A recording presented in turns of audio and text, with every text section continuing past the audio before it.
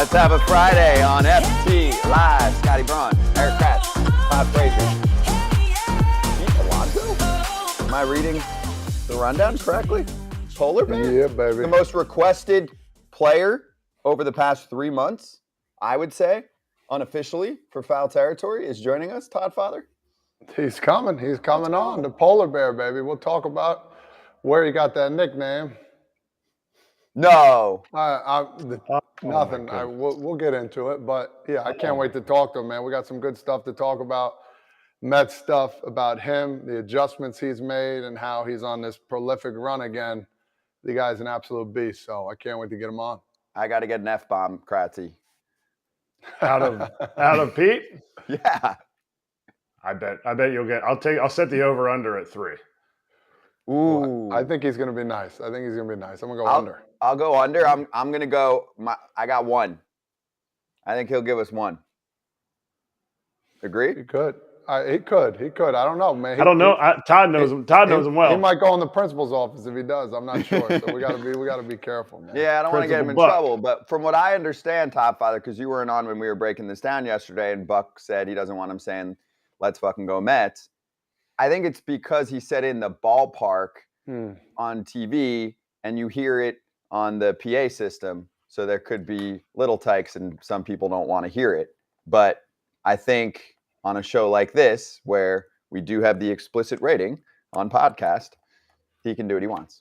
Yeah, I mean, listen, the excitement of doing well. I don't think I've dropped an F-bomb, but I don't remember in an interview. Let's freaking go. I might have said freaking. I'm not sure, but when the heat of the moment, you're excited, you're doing well. I mean, let the guy live. It's happened before. It is what it is. David Ortiz did it. I mean, you can name a whole bunch of people who did it. I understand where Buck is coming from, but this is New York, baby. Hey, you could do it. Literally, when you're on top of the world in New York, you could get away with a lot of things. It's really not the worst thing, but, you got little kids there. I understand. Fans love it. So this is a big Todd Father Friday, Kratzy, because we're giving away the signed first pitch ball. And no, show it off. That's next. There are city connects that we break down. They don't do it like that. That is a Foul Territory Todd Father jersey. When do we get that on Foul Territory so Shop? my man Adam, that's amazing. My man Adam Abdat, he's actually Marcus Stroman's cousin, who I got to meet when we played in New York. He has this company called BuildDifferentSports.com. He makes awesome uniforms for, not youth athletes and youth sports as well. And his IG is at Built Different Sport. Check him out. He's going to make all custom jerseys for me. Well, he made me one first, and then he's going to make everybody on the show one so we can all rock them one day. But just got it in the mail the other day. It's pretty sick. Got the button up. And this is my City Connect jersey for the week. So yours are coming in next week. Let's go. What would yours say? Scotty? What would yours? His says Todd Father. What would it say? It definitely probably has a curse word on it, right? No, I think his would be GTL, Jim Tan Laundry, on there. Jim Tan Laundry. Neto's my boy. Yeah, your back of your jersey would say Neto. Front would say Braun. Scotty Slice, we'll call him. There's a lot. DJ Scotty B, I'll think of, you know what? Let him do it. He's the pro. He's the expert. Yeah. He knows. He's watching. So. Kratz hats? Are we getting a Kratzy hats or something? Maybe I don't know. No, he's got to put all the teams, all 14 organizations I played on, just looking like a NASCAR jersey. Hey, that would be cool. That is awesome, though. Can people eventually purchase that, or is it a one of one? What you've got? I'm not sure. I'm gonna have to talk to him, but this is the first one ever made. So one out of whatever you want to say. So I guess this will be the 101, but we'll wait and see what you guys get, and then we could talk more down the road. My thing is, there are some city connects that could use your boy for some design assistance. Yes. Okay, there are some Baltimore. Great. Yeah, Baltimore. Some people actually, Baltimore. It was like, from what I saw, guessing, 90% hate it. What are we doing? There's nothing to it. And then there's like this 10% that was like, nailed it. So many little pieces that they put in there. And I'm like, you can't even see any of the intricate things that they tried to do storyline wise. You literally can't see them unless you are like standing next to the person. It's like when you go and get a custom button-down shirt, and the guy's like, "All right, what color do you want?" Like, "Oh, I'll take a white." "Oh, okay. Well, I can do some cool stuff in the, in the collar a little bit." Yeah, but I don't want people to see that. It's just I want to see it when it's laying in my dirty clothes pile. Like that's all they did. They're like, "Yeah, we'll just throw some black on the outside." Baltimore, we'll make sure we spell it right. Like that's good, right? So we spelled it right, and then we'll put like some cool things under. Don't look at them though, under the sleeve, but don't look at them. Yeah, that's tough. I mean, why not? If you can't figure out something, make it about the mascot or something. Make it a cool design on the front of a different color or something that fans like to see and hang out with. I don't know. The Maryland flag was the layup, man. That was an easy layup. Mm-hmm. There's so many cool colors in that that they could have killed it with. You know who does good with that is the Maryland Terrapins, like the basketball team. Their shorts. Remember the shorts? Oh, and the football and the helmet. It's a cool flag, man. It's a really cool flag. Easy layup, and that just got absolutely swatted. There were some people on socials that were like, I'm glad they didn't just do the easy route of going with the state flag. And I'm like, that would have been perfect. Why? Your state flag's awesome. You opted for vanilla ice cream instead? I like vanilla ice cream. I do really like vanilla ice cream. For vanilla ice cream fans. I don't want to offend anyone. All right, we got about 15 minutes, then we're going to bring on Trent Rosecrans, and Ken Rosenthal is going to join us in between the Pete Alonso interview. And if you hit up our Twitter right now at Foul Territory TV is the Twitter handle there, and drop some questions, we'll mix them in with the Polar Bear interview. But let's charge the damn mound right now and start off with a players-only meeting. The Toronto Blue Jays falling 6-3 to Tampa Bay yesterday. They've lost 3 of 4. They're on a 2-9 downfall. And it's a talented team. It's a very competitive division. And it's also just a competitive American League. Here's Shai Davidi as he's talking about the 2-9 stretch where they fell to the Yankees, the Orioles, and the Rays. They begin a 3-game set at Minnesota. Obviously, you're looking at the tweet here. That was from last night. So it starts today. And for Toronto right now in the standings, they are in last place. They're above 500, 26-25. They would still be second best in the Central, a half game behind Minnesota. They've played one less, the Twins, at 26-24. So in my mind, yeah, it's a slip, but also my line, pump the brakes. But from you guys, I want to know what this players-only meeting is all about. Because whenever it happens, you always have the reporters like what was talked about. They basically don't tell you anything. So you guys tell us what actually goes down in those meetings. Yeah, well, Scott, you're going to have to leave. No. Yeah. Before you start, Todd, Scott, you're going to leave. There's a players-only meeting. Okay. We're going to close this out. Take me out of the shop. Nope. Boom. There it is. Beat it, Scott. Oh, that was great, Eric. You go first since you did it. Go ahead, man. I mean, we've joked about this a lot, but it's so true. Like, who's throwing today for the Blue Jays? Just without even looking, Scotty, who's throwing for the Blue Jays? I'm not in the room. Are you calling for me? I'm calling for you outside the door. Who's throwing for the Blue Jays? Who do you think is throwing for the Blue Jays without even looking? I actually did look this morning, but I looked quickly, but I do know who it is. I'm pretty sure Gossman. No. Yeah. So if you're gonna have a meeting, it's not gonna be when Manoah's pitching next day. Wait a minute. Mm-hmm. Yeah. And so beat it. Now you're back out of the room. So Gossman's pitching.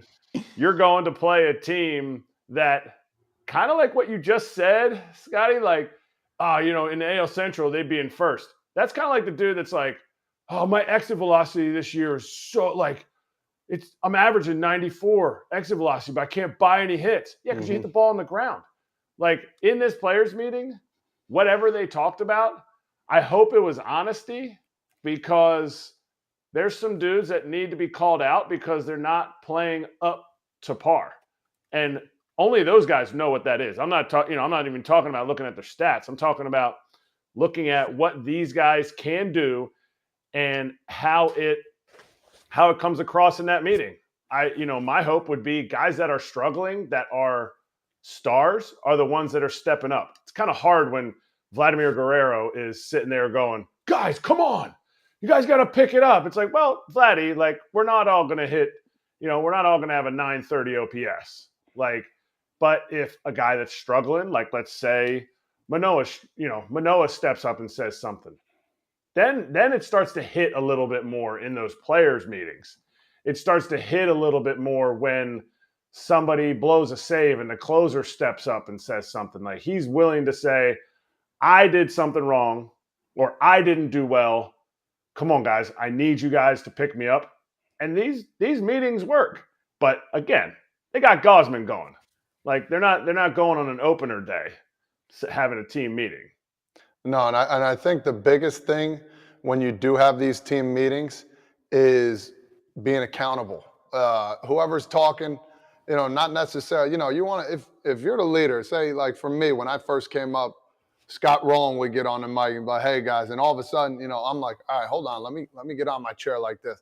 Like you don't want to be looking around and seeing the guy just like, all right, go on with your spiel. Like if you're a Scott Rowland guy and you're calling people out, that's constructive criticism. That's respect. If you got guys just up there chirping along, it's not going to make any sense. Then you'll have an argument. Then you'll have your little cliques.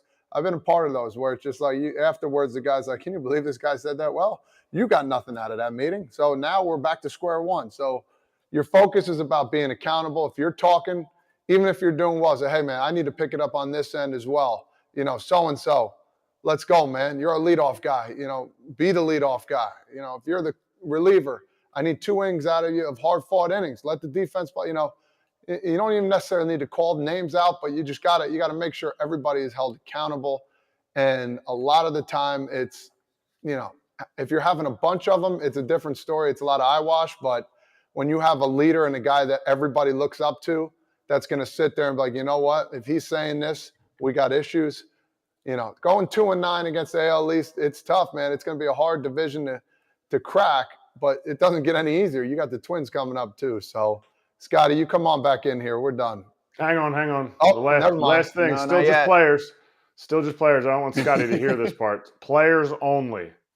But is after the meetings is where I think a lot of this stuff happens. Like at the end of the meeting, if they're like, screw it, 2-9, we're going on the road, throw the music on. Like, We're not sulking for a 2-hour flight to Minnesota. We're not sulking the whole time. We're throwing the music on, and we're coming into Minnesota strong. And then when there's dudes, like everybody leaves the locker room, Todd kind of hit on it a little bit, like guys who were like, oh, man, was he talking about me? And Todd's like, dog, you didn't even listen. Yeah. And that's when a lot of the constructive stuff comes out. But if guys are like, oh, no, man, no, they couldn't have been talking about you. Your 703 OPS is totally fine. Like, we weren't really even planning on you doing well. Like, no, they're talking about accountability. And then so after that meeting, anybody can step up and keep other people accountable.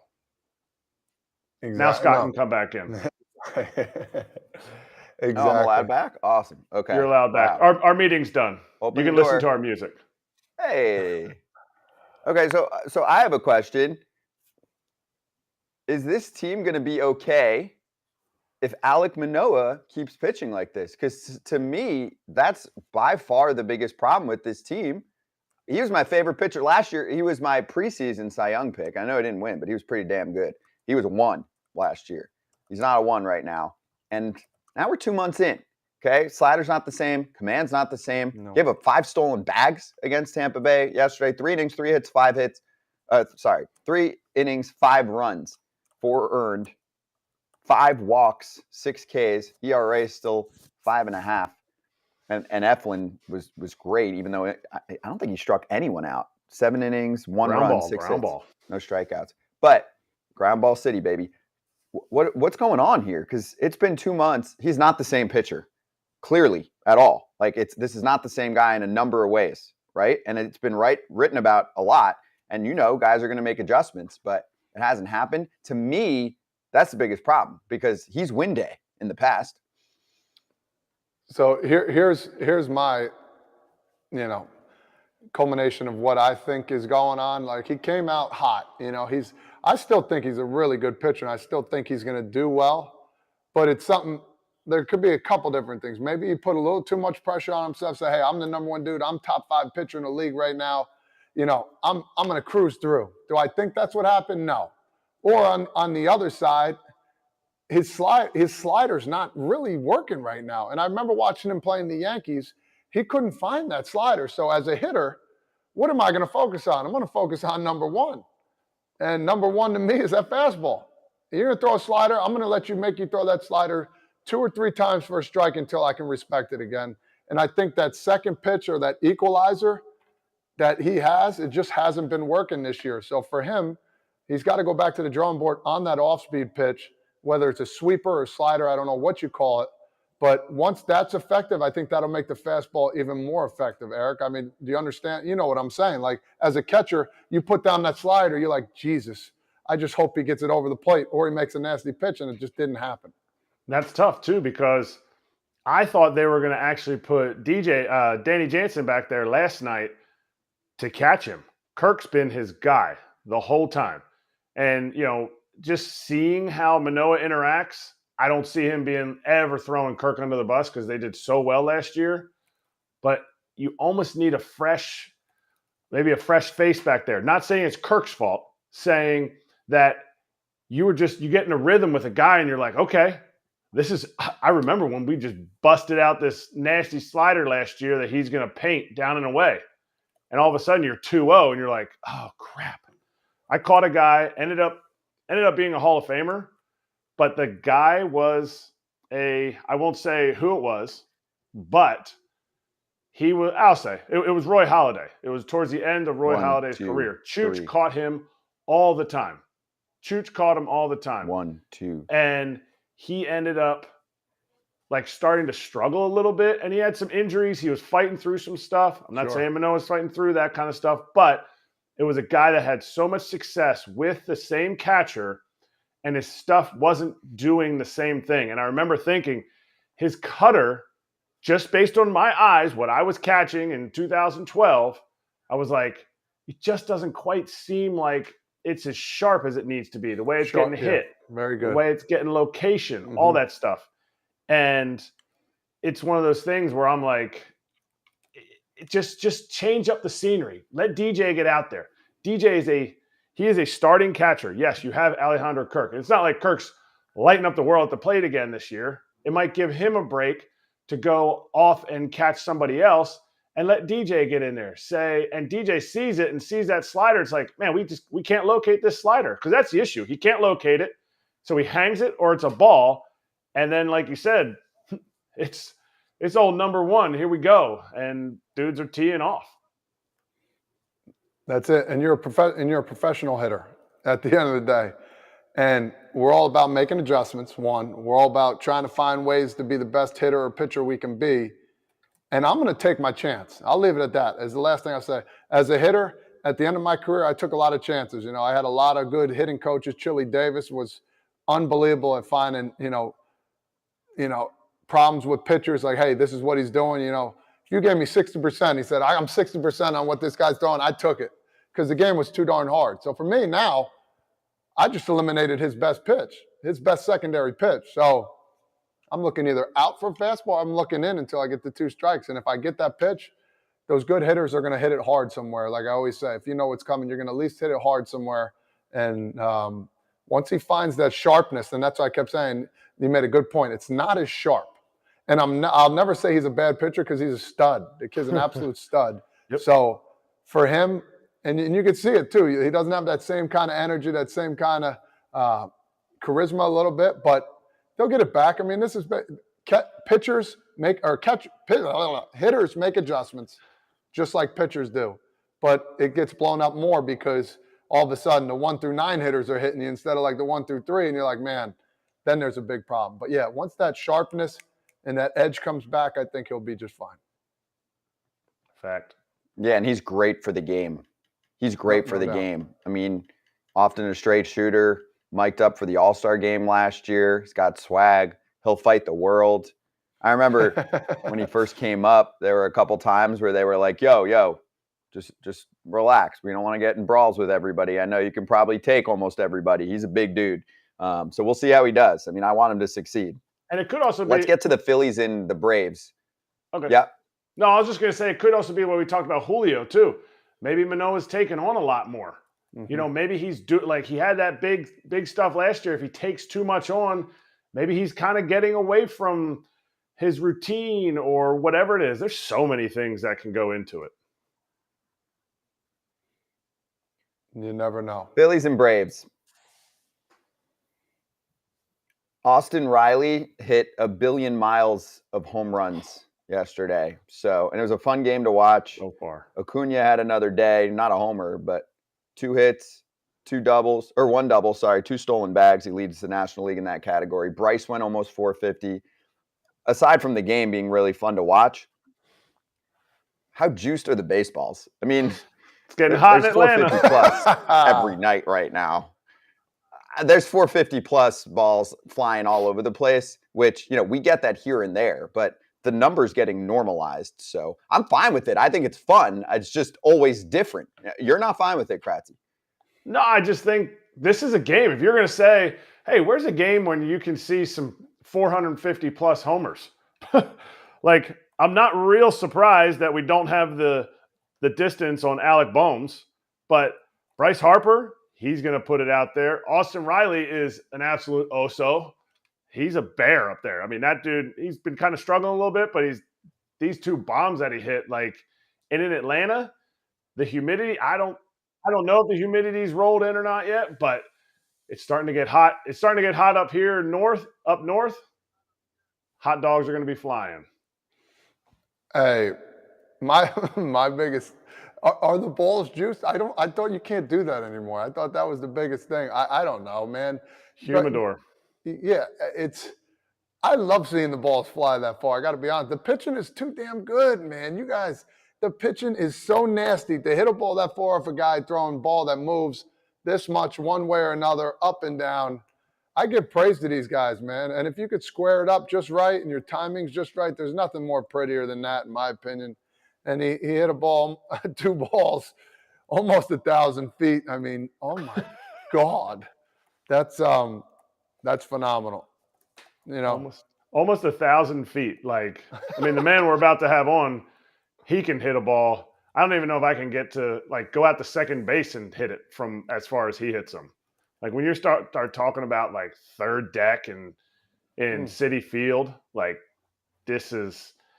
But the Braves have that all over the place. I saw Olsen put one on top of the chop house or whatever they're calling it now, the restaurant. It hit the transformer on top of the roof out there.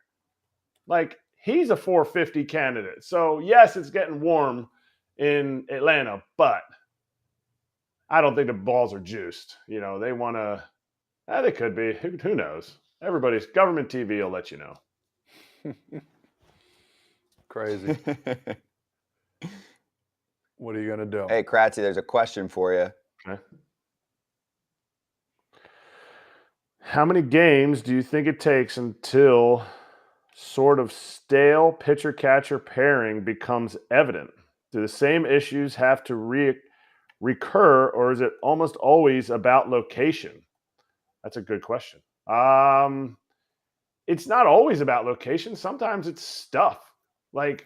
This is why we had the whole sticky situation. People want their ball to move a certain way. Big league hitters, the difference in pitchers from the minor leagues, that guys can just absolutely smash minor league pitchers who don't have enough stuff, it's the last 2 feet. The last 2 feet of movement. If it's a curveball, you might be like, wow, this guy's got a great curveball. Okay?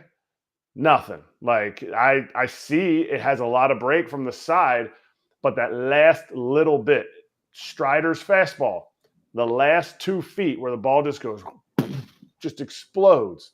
So could it be location? Absolutely, it's location. If you want to learn the first thing about pitching, it's all about location. And then you get velocity. I think a lot of pitchers are doing it opposite because they want to get a scholarship. So it's the race to light up the radar guns in high school and college. And if you never find location, you're going to get to a level, don't know when that is, college, rookie ball, high A, double A, you'll get to a level where people aren't afraid of velocity. And location will kill hitters. And then the separator is that last 2 feet. So somewhere, it is about the finishing 2 feet of that pitch.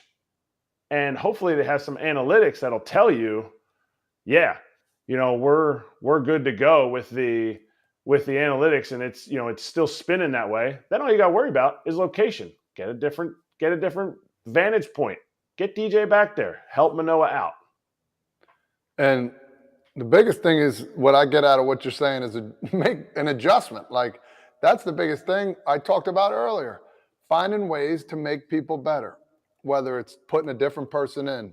You see with the Cardinals what they did with their catching issues, what they have. Either putting a guy in or making a different pitch or focusing on one thing that you do good that day. And then whatever happens after that, as long as you're getting a step better and better each day, whether it's stale or not, and you see a steady improvement, that's what makes it a better ball player, a better ball club. And that's and the last little thing here, I think that's why the Astros, and they've come out and said it, didn't go and get Wilson Contreras. It's not necessarily that they knew Wilson Contreras. Yep. They knew what they had back there, and it is such a valuable position. I have a hard time believing a starting catcher doesn't have certain traits if you want your team to win the World Series or go to the World Series. You're biased. I am biased. You're so biased. If there's ever a bias, it is the only people on the field that play in foul territory. That's why that show is named Foul Territory. Because we play in foul territory. You're right, 100%. Nah, it's fair. I mean, for me, observing the Astros over the last whatever amount of years, Martin Maldonado is real. I mean, you don't have teammates just constantly saying he's a borderline team MVP when you look at the talent that they have. No? No doubt. And I'm going to interrupt there. He's got the best arm probably from behind the plate. Eric, you can tell me if I'm wrong. No, he doesn't. Not anymore. Not anymore. Okay. All right. Then I apologize. But he has a really good arm. Yes. I mean, listen, he's not the best hitter either. And that's the biggest thing people don't understand, man. Like you talked about Gary Sanchez. I'm going on different rants here, but Gary, he's 240, 260 hitter. Like that's really good for a catcher. And, I thought his defense was pretty good, but Maldonado's defense is exceptional. He's got control when he catches, and he calls a really good game.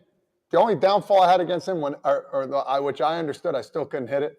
Whenever the pitchers got in trouble, he always go back to that slider all the time, and I still couldn't hit the damn thing. But at the same token, that's the only thing I could figure out on him because he was – and I played against him through the minor leagues and everything, and he's still doing it. And he's batting like around 200, if not less. So, I mean, God bless him. Hey, we got our first guest ready to go. And by the way, coming up later, Polar Bear, Pete Alonso from the Mets will join us. But let's bring in our first guest right now, Trent Rosecrans from The Athletic, covers the Reds every day, joining us and rocking the Sarah Lang's Baseball is the Best shirt. I love it. And Lou Gehrig Day is coming up, and a ton of money being raised, especially over the last month and in June coming up for ALS. Trent, thanks for wearing the shirt. I'm sure I speak for Sarah and many others. And how are you today? I'm great. I'm fantastic. How could I be any different? I'm on here. I'm setting up for Pete Alonso and Ken Rosenthal. I thought about going to get a bow tie to honor Ken Rosenthal, but then I'd have to buy one, learn how to tie one, and that just sounded like a lot of work. Yeah, I don't know how to do that either. Are you feeling happy, satisfied, excited about watching Reds baseball as a guy that has to cover them every day right now? Because we had Will Myers on the other day, and I will say Will was great with us and also was talking me into the baby Reds. I actually said before the season started, and Todd Father can back me up, I thought the Reds were going to go over their win total. I don't remember what the number was now because I've placed so many damn bets. But I do think that the Reds have a lot coming up, especially on the offensive side of the ball. And I like the young pitchers that are in the bigs right now. What about you? This reminds me a lot of 09, 010, 11, 12, when you saw this coming together and you just had guys coming up and there were more guys. You're waiting, you had a good team and then you're waiting for a Zach Cozart. some guy they had at third base. They couldn't figure out what to do with him, and a little bit of a bust. But Loser. other than that, it is exciting. You see Matt McClain, and it's like it's Matt McClain, and he comes in, and he's honestly had a little bit more impact than I think we expected. So there is that excitement, and then everybody's waiting for the one.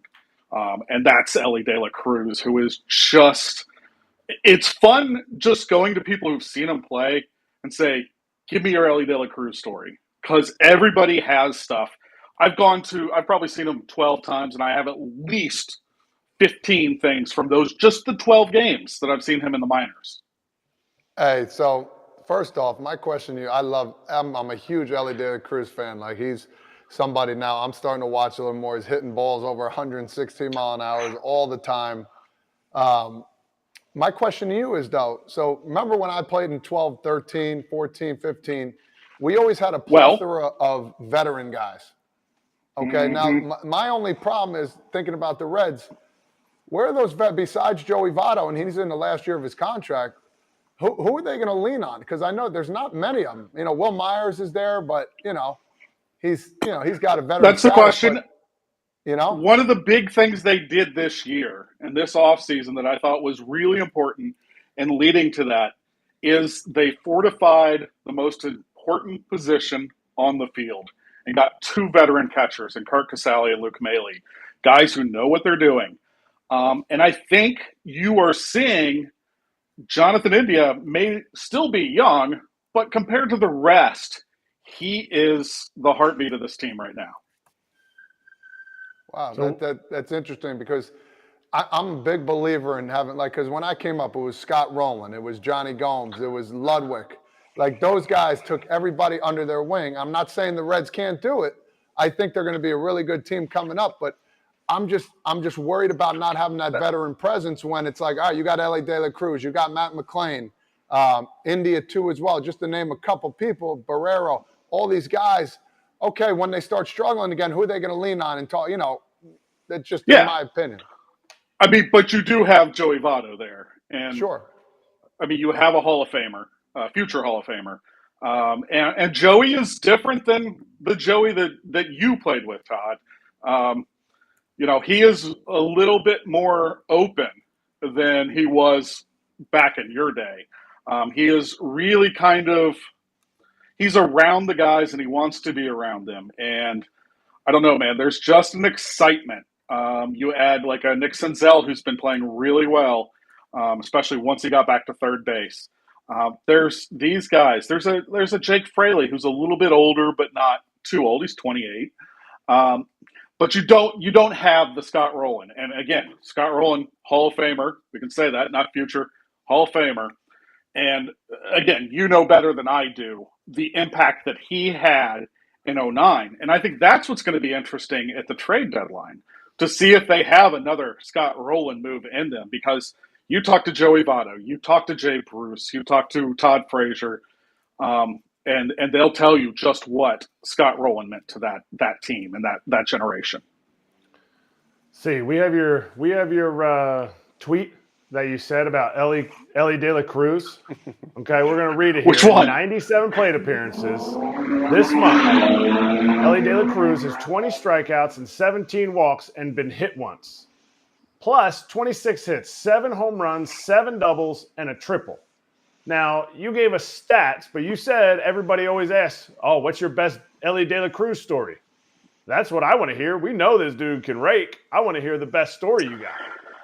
And it's about the stuff on the field. And I one of the things that you notice, and Todd, again, as a third baseman, shortstop type, you know this. I love watching the players around him.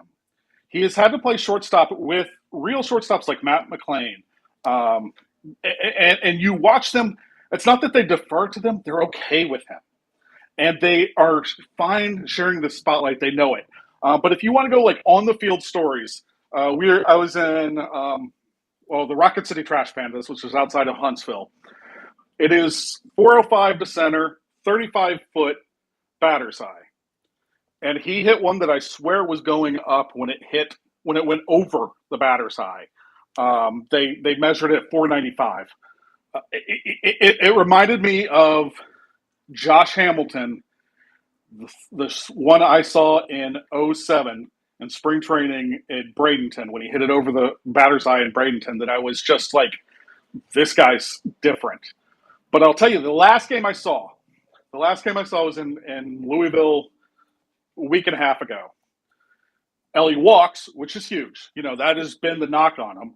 He'd been on the knock like, he had this 25 strikeouts and 2 walks. Well, that's different now. He walks, steals second base. Matt McLain walks. Catcher, lazy throw back to the pitcher. Elly steals third. What are we talking about here? What kind of player are we talking about? You just told me 495 to dead center. Uh-huh. You told me he's got charisma and he's stealing bases. Are we talking? One more thing in that game.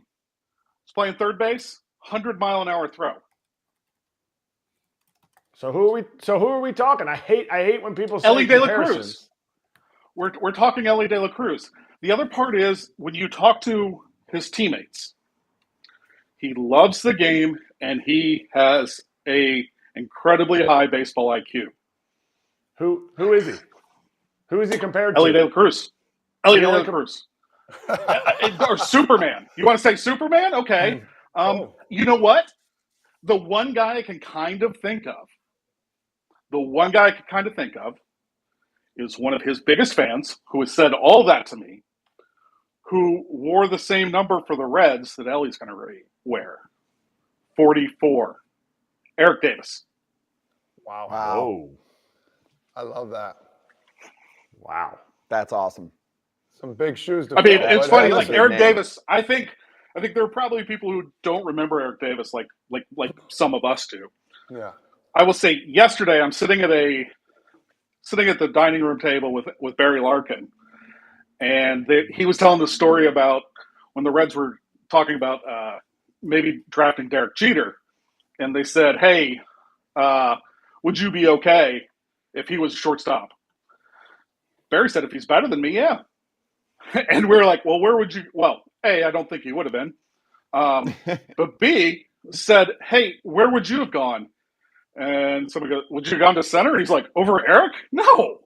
This is Barry Larkin, Hall of Fame shortstop, who just thinks it's a joke to think he was better at any point than Eric Davis was at his prime. The biggest thing that held Eric Davis back was injury. No, that's really the only thing. That's it. When you saw him in his prime and he was healthy, you were like, this dude, if he did that over a long period of time, he was like a Hall of Famer. He would do it all. 80 from midway, I think it's 86 to 87. I have to find the numbers, but he was a 162 game span from the middle of 86 to 87. He was like a 45-90 guy. 45 homers, 90 stolen bases over 162. Something like that. You have to look them up. You look up that, and I'm not exaggerating. I might actually be underselling it.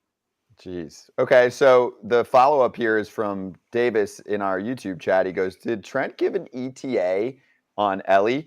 I'd like to give an ETA if I'm running the Reds. It's called MDW, Memorial Day weekend. Let's go. Stop wasting time down there. Let him come up and freaking rake for this team. Why not? The NL Central's not that good. And what else? I know it has not been that much time. I've followed this story pretty closely. Nick Krall in spring training. I remember I wrote it down because he was only 2 months above A-ball, needs time to develop offense and defense. And I'm like, okay, I'm good. 2 more months. Now we're done. I think it's any day now. Quite honestly, it's any day now. Trent, but where's he going to play? What position? I think shortstop. Okay. Matt McLain at second. There's the big question. How about India? India. Yeah, I was going to say, where are they going to put him? I think he's eventually in left field. Okay, I can see that. Is he okay with that? And that's the big question. See Trent dropping someone. But I think honestly, I was what Barry said, if he's better than me, Jonathan India wants to win. And I think that's the biggest thing that we've seen from him. And then you have India, already you have India, McLain. Don't sleep on Spencer Steer. Mm-hmm. Spencer Steer can play baseball. TJ Friedl, I thought was maybe a fourth, fifth outfielder for a long time. I think he's an everyday guy. You put those guys, you have a much different team. For so long you had guys who could just treat this ballpark like it's home run derby. This team doesn't hit a lot of home runs, even in this park. They need that force in the lineup. That's Elly De La Cruz, the guy who scares everybody.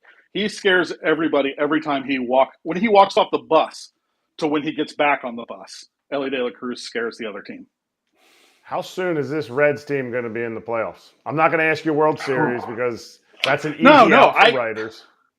Yeah, no, I don't think it's this year, but I think you could see it next year. I mean, think about a rotation. Even though these guys have underperformed, we all know that second year in the big leagues is really tough.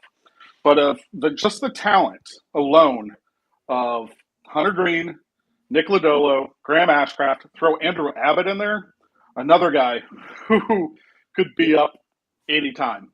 A lefty. And then you have the likes of Spencer Steer, Elly De La Cruz, Matt McClain. You have some fun young talent. You also have Christian Encarnacion Strand, who is just, you want to talk about every time he hits it can go out. He's been crushing a AA or a AAA as well. The question is, where does he play? Is it a DH? And I haven't even said Tyler Stevenson. So it's exciting. This is a fun team to watch. Last year was not a fun team to watch. This is a fun team to watch. Where's that 25, 30 home run guy besides Elly? Is there one or two guys? Encarnacion Strand. Yep. And I think Steer could do that in this ballpark. Now, that's a caveat. I mean, you know what this ballpark can do for a hitter, Todd. It can turn a 15-homer guy into a 25-homer guy like that. Mm-hmm. No doubt. And now, my next question on top of that, David Bell. He managed me in AA, and I think the players there, they respect the heck out of him. When I broadcasted the other day over there, he said how invested he is on these players and how invested the players are. I know you're in the clubhouse a lot. Talk a little bit about how they're so cohesive as a unit, and it starts with David Bell. It does. I mean, it's funny. I was talking to somebody who'd been in this. Well, I'll go ahead and say it was Pat Kelly. You know Pat Kelly. Yeah. AAA manager, and I was saying, I really like this team. They kind of follow India. They're an India type play. Like that's how they play. They play hard.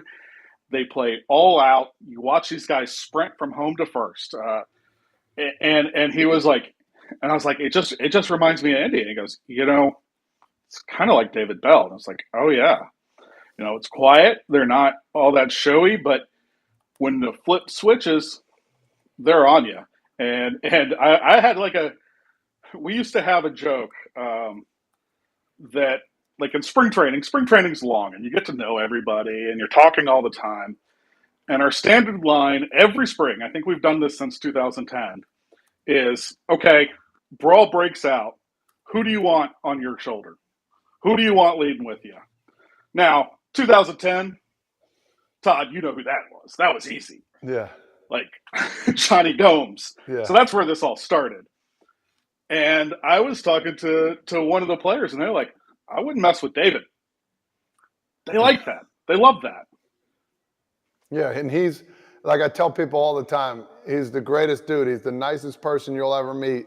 But that one time an umpire makes a mistake, he is on him like white on rice. He's just on him all day. And that's what it's like, oh, my God, the first time you see him go after an umpire, you're sitting back like, oh, I didn't know he had that in him.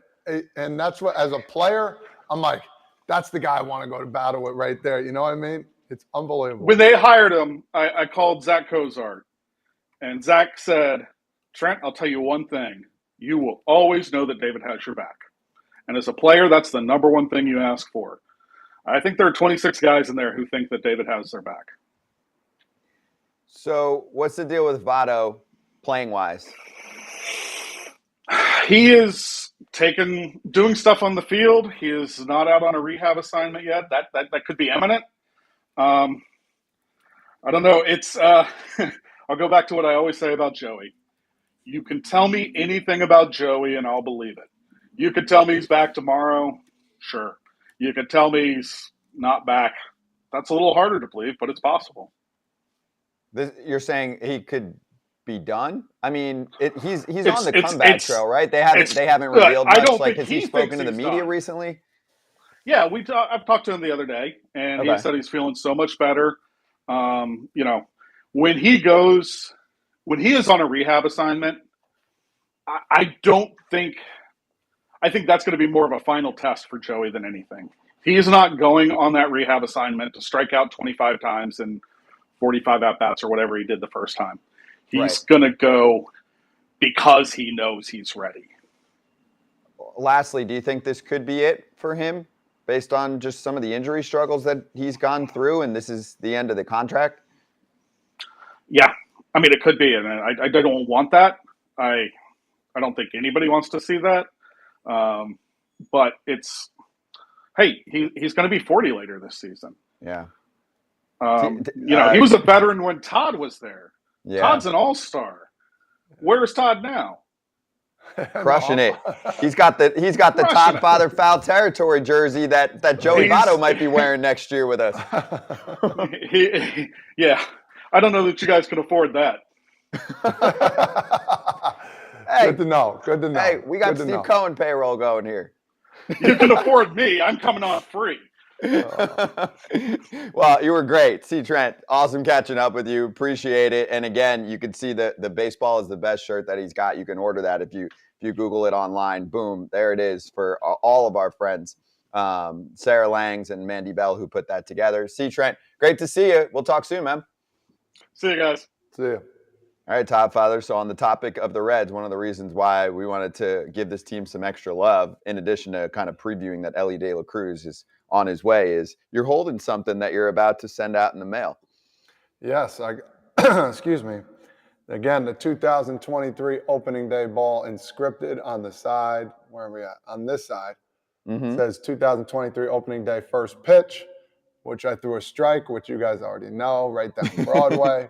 And we will be giving this away, yes. Yes, let's give it away right now. So you had to retweet it on Twitter from either our or the Reds official team page account. And random drawing leads us to, this is like NBA draft lottery. Your winner, Joe Fernandez, 20. Yeah, Joe. Joey boy. We got a Mets fan. Hey, you know what Joe said? Give me the ball, Todd. Joe, congratulations. We'll get this out to you, big dog. Hey, you're right down the street. You might as well stop by so I can hand it to you. No, I'm just kidding. But, yeah, it's got the hologram on here, so you know it's the real deal. Holyfield, congratulations. It was a strike. So put this next to all the glorious strikes you threw back in Little League. He's having a day, Joe. You get the baseball, and your boy Pete Alonso is going to join us soon. So congratulations. It's been fun doing giveaways quite a bit this week. And right now, let's hit on the games coming up tonight before we get to Pete Alonso. Last minute game time, sponsored by Game Time, gametime.co, or hit up the app. Get yourself a profile. It takes 5 seconds, and use the promo code that you can see below, FTLive, for $20 off your first purchase. Terms apply. I'll let you know more about it. But the point is, last minute tickets, we're looking for them. And we have quite a few options tonight. I like to highlight some of my favorites. All right. Suddenly the plans are cleared out, Kratzy. All you got is yourself and the boys. And you can go wherever the heck you want. And you're flipping up to the Game Time app. Okay. She can come. She's invited. My daughter too. So we need 5 tickets. 5 tickets? Fine. Okay. I got you. I'll use the FT Live promo code on Game Time. Ticks on me. Where am I taking you tonight, last minute? Easy peasy. I'm heading down to 95, going right down to Baltimore. I know Grayson Rodriguez is not having the year that he wants to coming up, but he's still trying to, get his footing. But he has some electric stuff that I want to see live in a ballpark that I absolutely love in Camden Yards. And the team coming in town has almost the exact identical record. This is the marquee series. Yes, I know there's a Dodgers-Rays. I think it's a Dodgers-Rays. Yep. No, it's the Yeah, you're right. Dodgers, Rays. You Yeah, got it. I know that's going on too. We got openers and blah, blah, blah.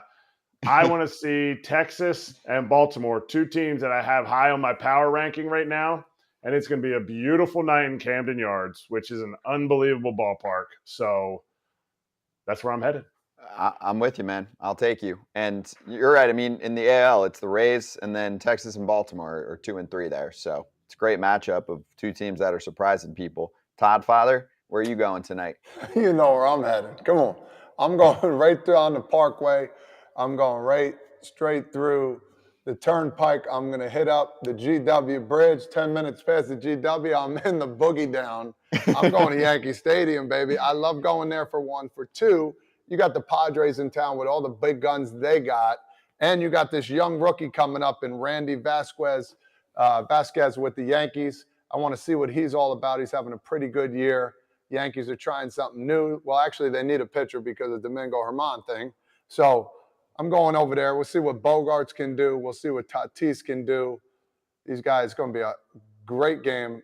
Musgrove on the mound. You know, you can't really beat that, be honest with you. The roll call, you know, whoever they wrote, Randy, they can't announce the pitcher, but the roll call is going to get everybody fired up. So we'll see what happens. No, that's a good one because the Padres have to get going. And they had a big win yesterday, even though it was against the Nats. And they didn't play as well against the Nats as I thought they would. But the bats did show up. Rookie Odor. Oh, boom. Former Let's Yank. run Johnny. Former Ranger. Yeah. Rookie had 5 ribbies yesterday. People are joking, but it's true. They're like, who knew that at Memorial Day weekend time, our best bat out of Machado and Soto and Bogarts is Rougned Odor, making less than $1 million in the big leagues as a veteran. He signed for, I think, $800K this year. So, hey, that happens. And that's a good job. Credit to the front office. You got a guy where you said, I think we can unlock something else here. He's had all the talent for a long time. And really, you know, he signed that pretty solid extension early on in his career. And I would say, for the most part, didn't turn out to be the player consistency-wise that we thought he would be. But look at him go. Dude can pack a punch, pun intended. So I've got in my mind the game of the night, okay? And it's a long flight, but we're going to go there anyway coming up soon. I'll be in Seattle for All-Star Weekend. Mitch Keller against George Kirby? Yes, please. In addition, obviously, I'm going to drop down on the Nerfy, no runs first inning with those 2, but Kirby's one of my favorites. He's all over the zone. He keeps getting better. He's one of those freaks, too, where he doesn't necessarily look like the most athletic dude, but like last year, the crazy story about Robbie Ray showing him his sinker, and in 5 minutes, he basically learned it and then implemented it in the game. Like, he does ridiculous things on the mound. I'm a big fan of Kirby. I think that, I mean, right now, he's a 2 and a potential 1 in the future in my mind, potential-wise. So he knows where the baseball's going at a young age. That always impresses me, and the stuff keeps getting better. And then Mitch Keller, who's had all the stuff in the world for a long time, at one point was one of the top pitching prospects in the sport, and it's taken a while. And guess what? Not everybody comes up to the bigs and is an instant superstar. But the Pirates are loving what they're seeing from him, and they want to keep him because a lot of people already are like, oh, we're going to trade for Mitch Keller. I don't think so. I don't think the Pirates are going to make him available. So that, to me, is the pitching matchup of the night. Seattle coming off a dusting of the Oakland A's. Apparently, there was a 4-game sweep for Seattle at home against the A's for the first time since the summer of 1991, which is a long-ass time. So excited to see that one tonight. Let's run through what you're working with Game Time. So first off, on the app, the technology is off the charts.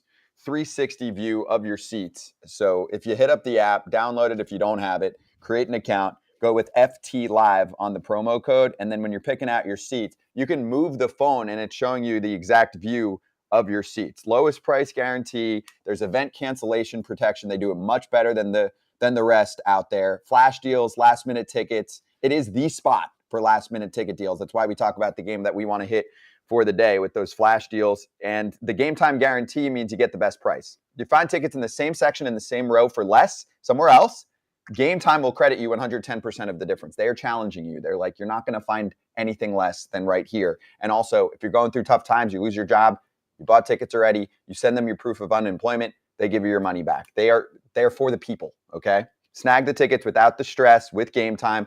Download the Game Time app, create an account, and use code FTLive for $20 off your first purchase. Terms apply.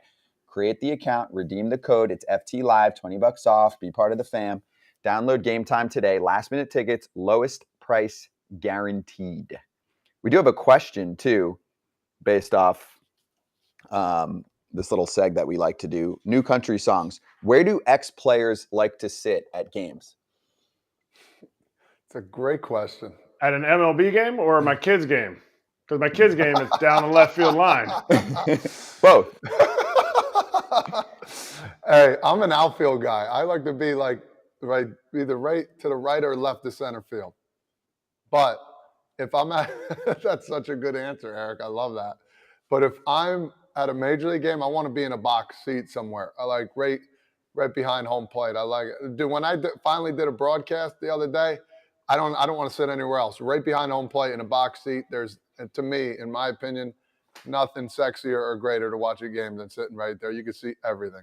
And I know what Todd Father's doing, Kratzy. He's hitting up legends at Yankee Stadium. Just absolutely. He's getting there 2 hours early. He's getting like the workout in before he goes and like starving himself. Then he gets there and he's crushing like 6 lobster tails, steak 20 sandwiches. sushi rolls, steak sandwiches. I mean, it's the best spread in the biz. It's not even close. That's the number spread one. the visiting club's getting too. People don't.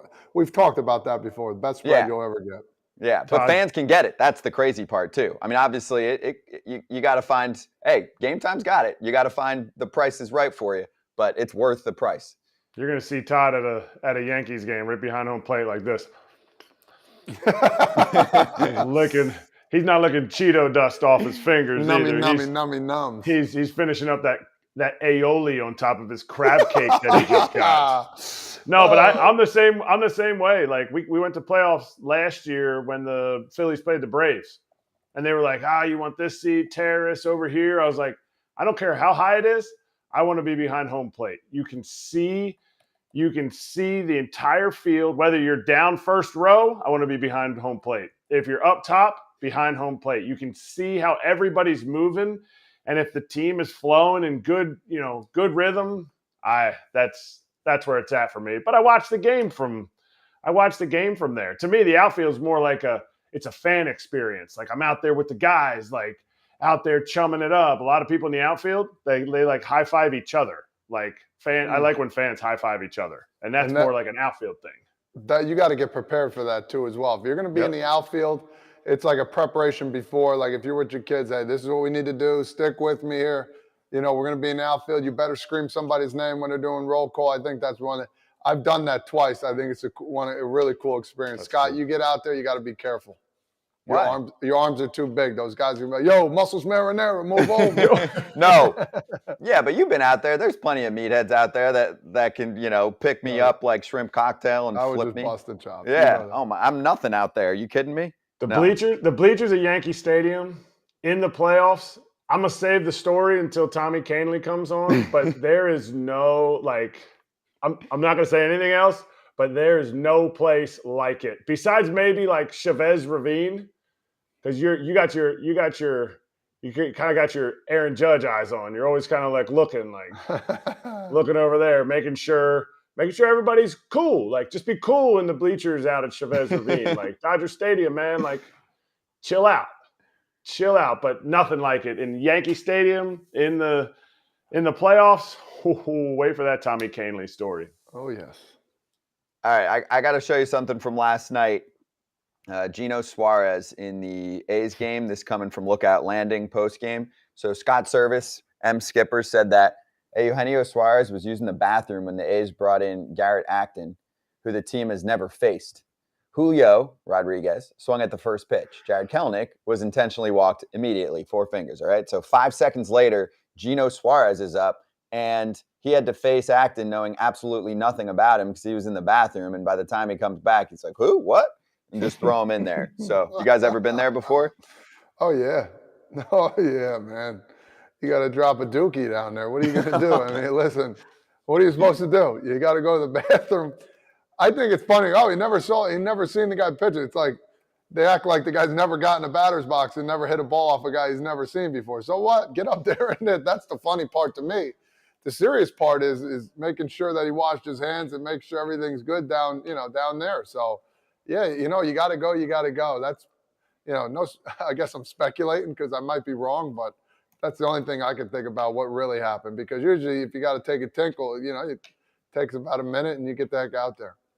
Pitch clocks got him. Like, and Eugenio Suarez had to get out there. They're banging on the door. They're like, yo, Gino, yo, you're up. You got 27 seconds. And he's like, oh, great. Here comes an itchy Friday because he couldn't get everything all cleaned up. Like, but pooping during the game, man? No. Nope. But what do you do if you got to go? You don't have to go. Todd, did you ever poop in the game? So let me tell you a good story about Todd's problem. This happened twice to me when I was 14 and when I was 8 years old. Dude, this is a great story. So when I'm 9 years old, we have an all-star game. We're up 5-1. Scott Fisher, all of a sudden, the last inning, he's getting hit around 5-2, 5-3. Dude, I'm at shortstop. All of a sudden, I couldn't hold it in anymore. It just fell right out. Coach goes, Todd, we need you to pitch. So listen, this is so gross, but it's real. I'm just being real. I had a puddle on the bottom of my pants. Okay, so it was just straight mush, and I had the pitch, dude. First pitch, I come up. The umpire goes, "Hey man, you got 2 outs." He goes, "Holy shit, what's that smell?"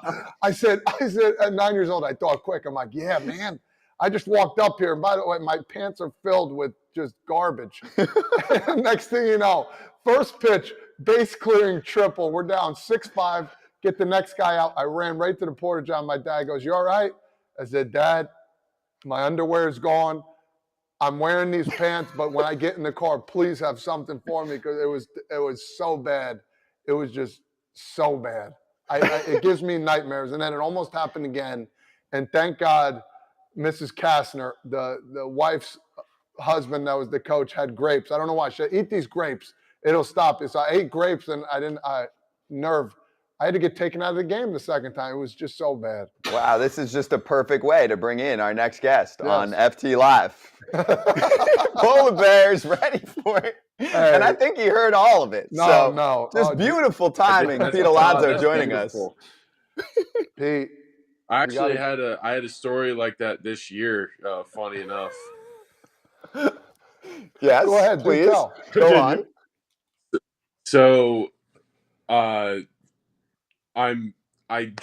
mistimed my pregame coffee. Mistimed it. I had it too close to game time. And then I'm running, doing my sprints, and then I throw. And then middle of the first inning, I'm like, goodness gracious. This is not good. So I was hitting the top of the second. I was leading off the inning, and I said, I don't care where this pitch is. This at bat is ending first pitch. Because I need to go. And then first pitch, I get a hanging slider, and then I deposit it in the seats. And then as soon as I touch home plate, it was like it's straight to the bathroom. No high fives, straight to the bathroom. Dude, but you hit a home run. It's a home run, and it has to go. That is epic story, dude. That's epic. That was best case, but dude, honestly, if I had to run the base, I would have gotten picked off on purpose or something because I would have had to go so bad. That is phenomenal, dude. That is, oh man, stories like that makes me want to come back and play baseball again. Is that weird to say or no? That's honest. I bet that home run was the one in Cincinnati off of Hunter Green. Yep, that's it. That's the one. Wow. Oh my God, phenomenal. How'd you know that? Just remembered it was the first pitch hanging slider. Perfect. Hey, Pete, I want to get into some baseball stuff, man. Remember we had a conversation a couple weeks ago about adjustment that you had to make. So I had some fans ask me, like, what adjustments do you make? And you were going through it a little bit. You were still hitting the home runs, but the average wasn't there. So can you explain to people the adjustments you have to make in and out, day by day, pitch by pitch? What was the key adjustment for you right now? Honestly, like I guess for a fan perspective, it's kind of difficult because hitting it's somewhere between an art and a science, and you always are fighting to find that good feeling in the box, but then also you want to do your homework, your video work, like your studying of your opponent, and then you're mixing in like your physical work in the cage. So that's like from the scientific and being a student in the game, but also you don't know until you go. You don't know what it's going to be like until you're in the box in the game, because video can say one thing or the opponent can flip the script. So you have to have that adaptability. And for me, excuse me, the biggest adjustment was is honestly just thinking along with the game plan and then not deviating. So I would get caught in like being like too caught up in my game plan, not deviating, not taking what opportunities are presented in the game. I mean, that's a good thing, but also you need to understand how they're attacking you. And for me, I think that now I've kind of gotten a better hold of that. And yeah, homers are mistakes, but I think average is where you can beat pitchers. Like hitting for average, that's where guys win in preparedness and have that mix of being a good hitter. That's that art of hitting. Where do you think your average can be? Where do you think in the next, let's say 3 years, what's your highest season average going to be? I don't know. I honestly, I don't know. For me, the one thing that I have been really proud of myself is that this year, I've been taking my walks. I've had great at bats, high quality at bats, even though that some of the stuff, yeah, I've had line outs, I've had some balls not fall, but the one thing I'm proud of is taking my walks. But I mean, every guy wants to hit 300. I mean, my highest I think is 271, but every year I want to keep getting more polished and better. So hopefully hit 300. Well, that's why I asked. That's why I asked, because your second year you went down to 231, but since your second year, your average is slowly rising, which is something that people just look at and they're like, oh, all the home run derby trophies, all the home runs, he's going to hit 55. If you continue on the trajectory that you're at, I don't see why 300 isn't possible.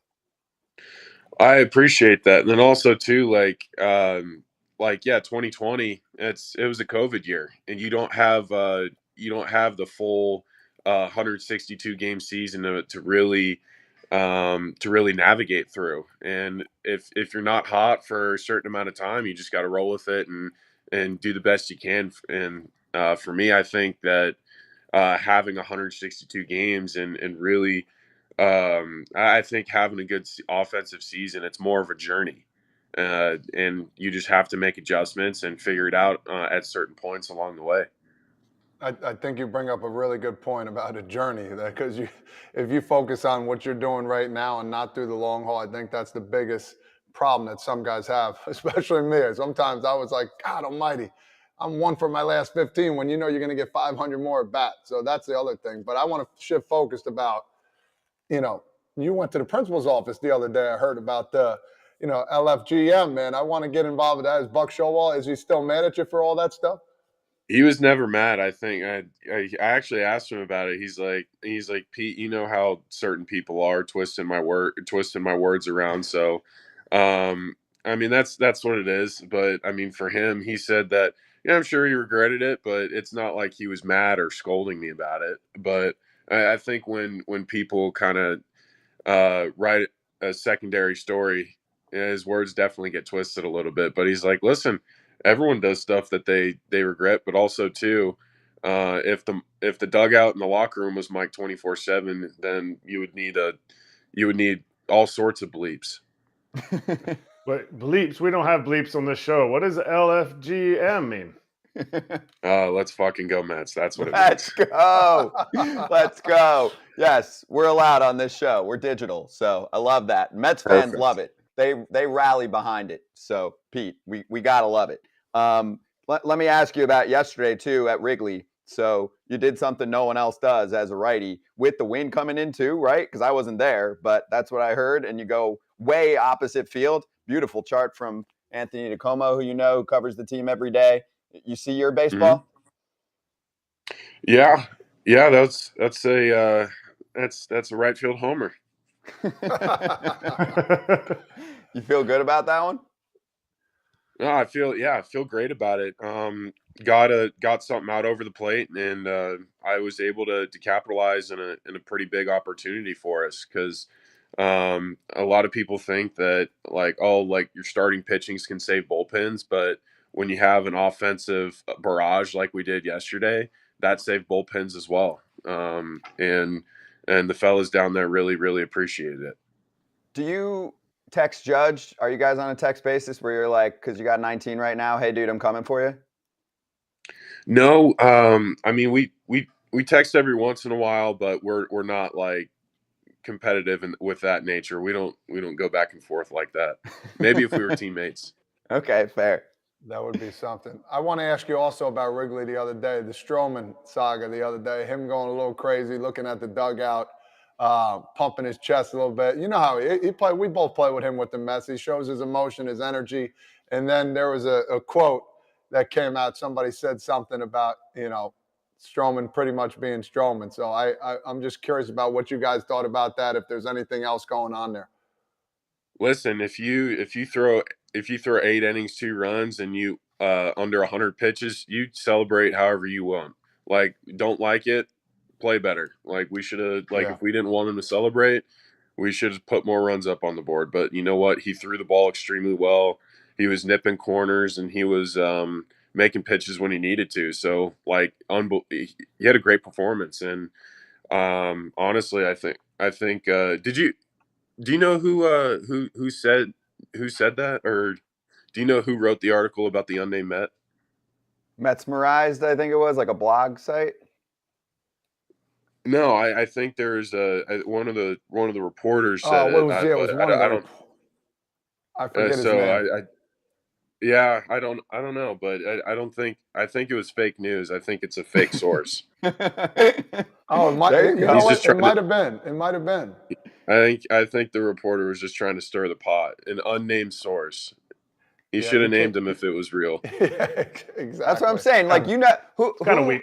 Who does that? Unless there's some crazy situation going on. If you're a player, do you go to the reporter and say, "Hey, quote me, but don't say my name"? Can't Absolutely not. That never happens. Thank you. No, but like that, most of us. I mean, I would say I speak for all of us. It's like, listen, if we don't want him to celebrate, then we should have played better. It's like the same thing with the bat flips. It's like, you don't want me to flip my bat, or if like you get people celebrating or pitchers celebrating like after they punch someone's ticket. If you don't want celebrating, don't swing at the slider in the dirt, or don't get blown away by a fastball. Like, you don't want the other person to celebrate, just play better. Yeah, I think it was Mike Puma. You know Mike Puma, the Puma they call him in there. Yeah.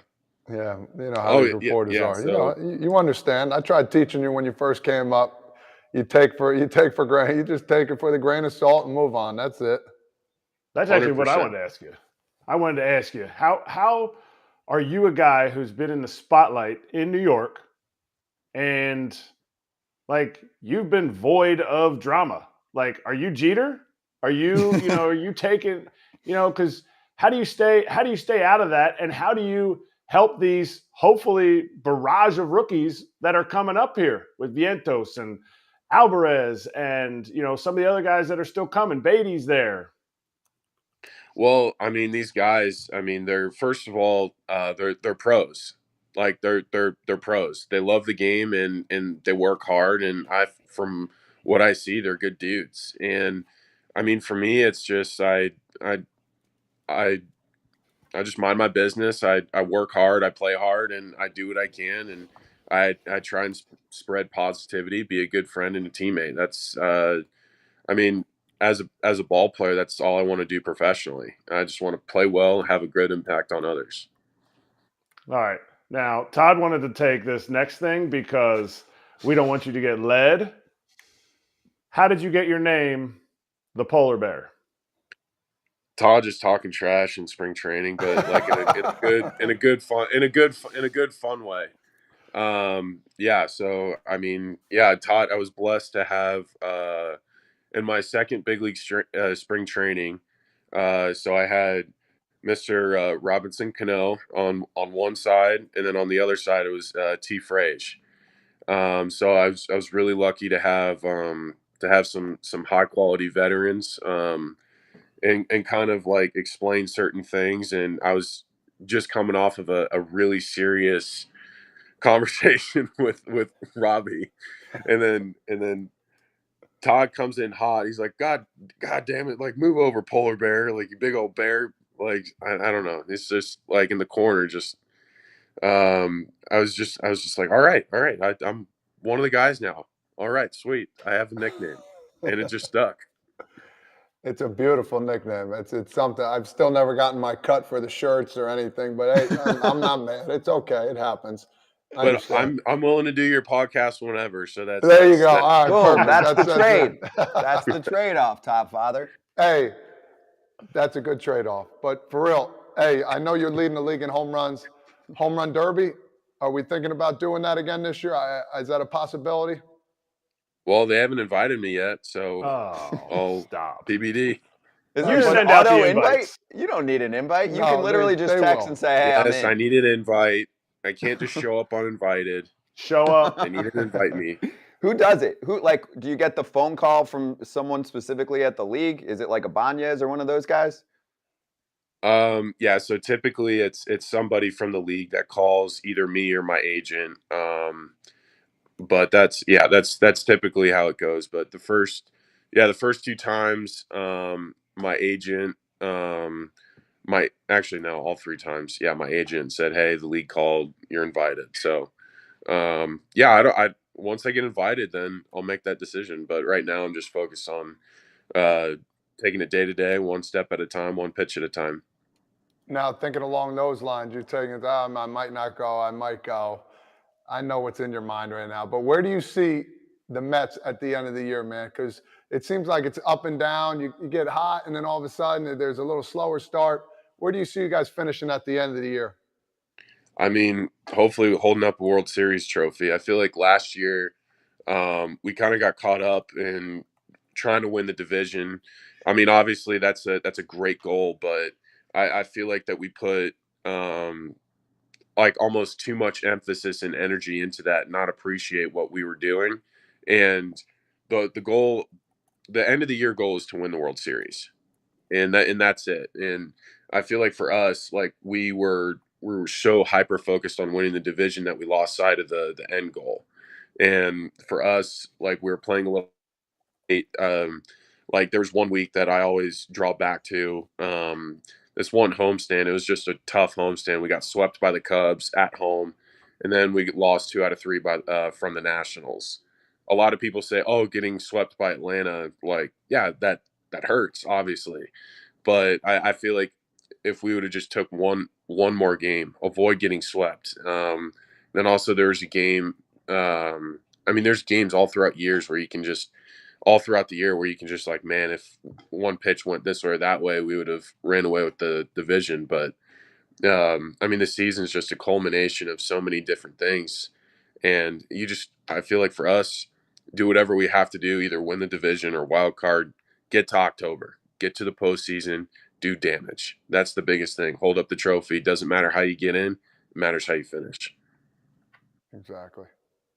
Hey, do you keep in touch with the Phillies guys that you played with in the WBC, or what's the line you always use, Kratzy, when you've asked some of the WBC guys when then they're playing like their division rivals now? Oh yeah, did you pee in their suitcase before they left? No, I didn't. I did not. Well, as long as JT Realmuto leaves me a few middle balls, then when he's putting down fingers, and that's okay. Then we're friends, right? Yes. Hey, go ahead, Top. I got a really good one, a fun one for you. If you were to face any pitcher in the past that you would like to hit a home run off of, anyone, like who do you think would be like a really cool person to be like, dude, I just hit a home run off this guy?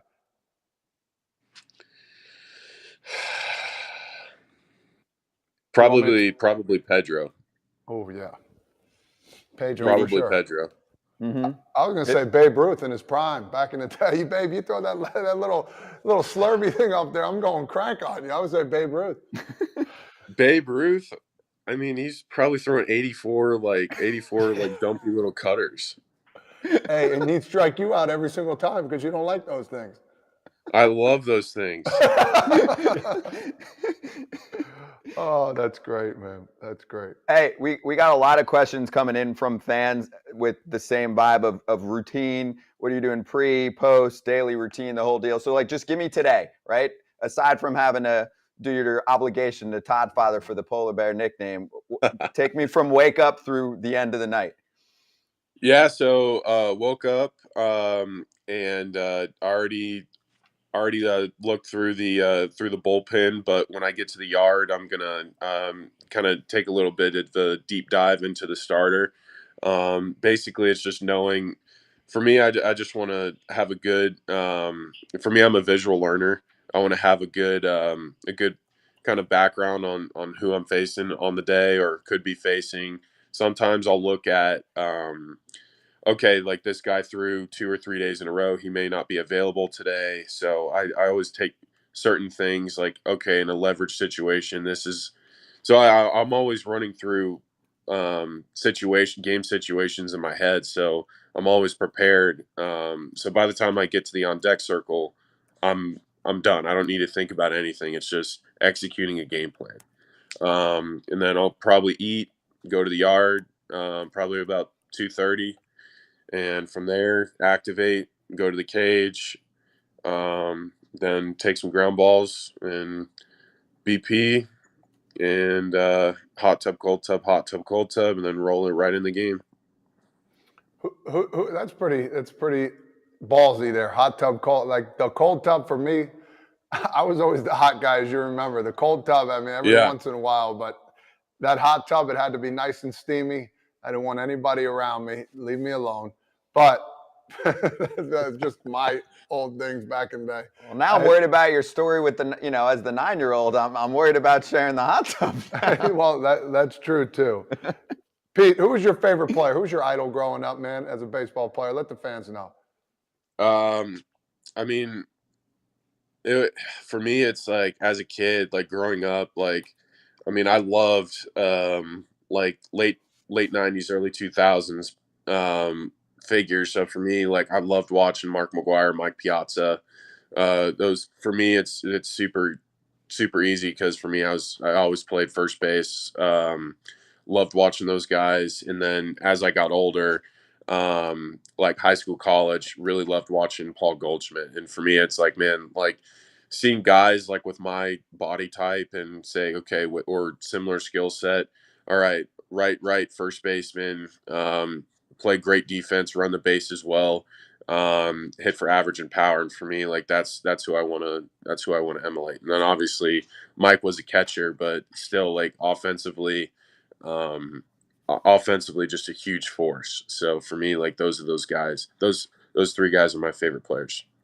All right, this is a hypothetical now. There's a kid in the minor leagues. Last year, he just had 31. He had 36 homers, 119 RBIs. Let's call him repeat Alonso, and he's coming up as a rookie. You now as Pete Alonso, what is he going to tell repeat Alonso as a rookie? I say the biggest thing is you belong. You absolutely belong because it's really difficult to, as a young kid, to take the last name off of the back of the jersey. What I mean by that is my first big league experience, I had to face 3-time Cy Young Award winner Max Scherzer. That was my first big league experience. It's like, well, I'm not just facing a guy that got called up along with me, but I'm facing a legit high quality, one of the most high quality pitchers to pitch is Max Scherzer. And for me, it's like, okay, it's a round ball, it's a round bat. There's 9 players on the field for us, 9 players on the field for them. Let's play ball. That's how for me, like for a young, that's the best way I can describe it. It's like, listen, the game's the same. The game is the same. You just have guys who are extremely, extremely consistent in what they do, but the game is it's the same. It's the same game. But take us back to that day. Did you believe that, or were you overwhelmed? I mean, if you look at the results, I punched out 3 times, But I think I saw probably about 20 pitches in those, or 19 to 20 pitches in those 3 at bats. I gave hell of an at bats, but I mean, yeah, I struck out. Technically, if you look on paper, it's a bad result. But like seeing pitches, seeing what he's going to do, seeing how he's going to attack, not just him, but I think Jan Gomes was catching that game too. So just seeing how he calls the game and seeing how he goes about it, like I got a lot of valuable information that helped me for the next time I faced him. That's interesting. Pete, I want to finish on this, man. I got one last story with you that I tell people all the time. Remember when we were in Miami and you were struggling a little bit? We both hit early BP. And I'll Yes. never forget this as long as I live. And I think you put a smile on your face because, I was such in awe of you being an older player. I was such in awe of what you did. You told me, you said, listen, watch this round of BP.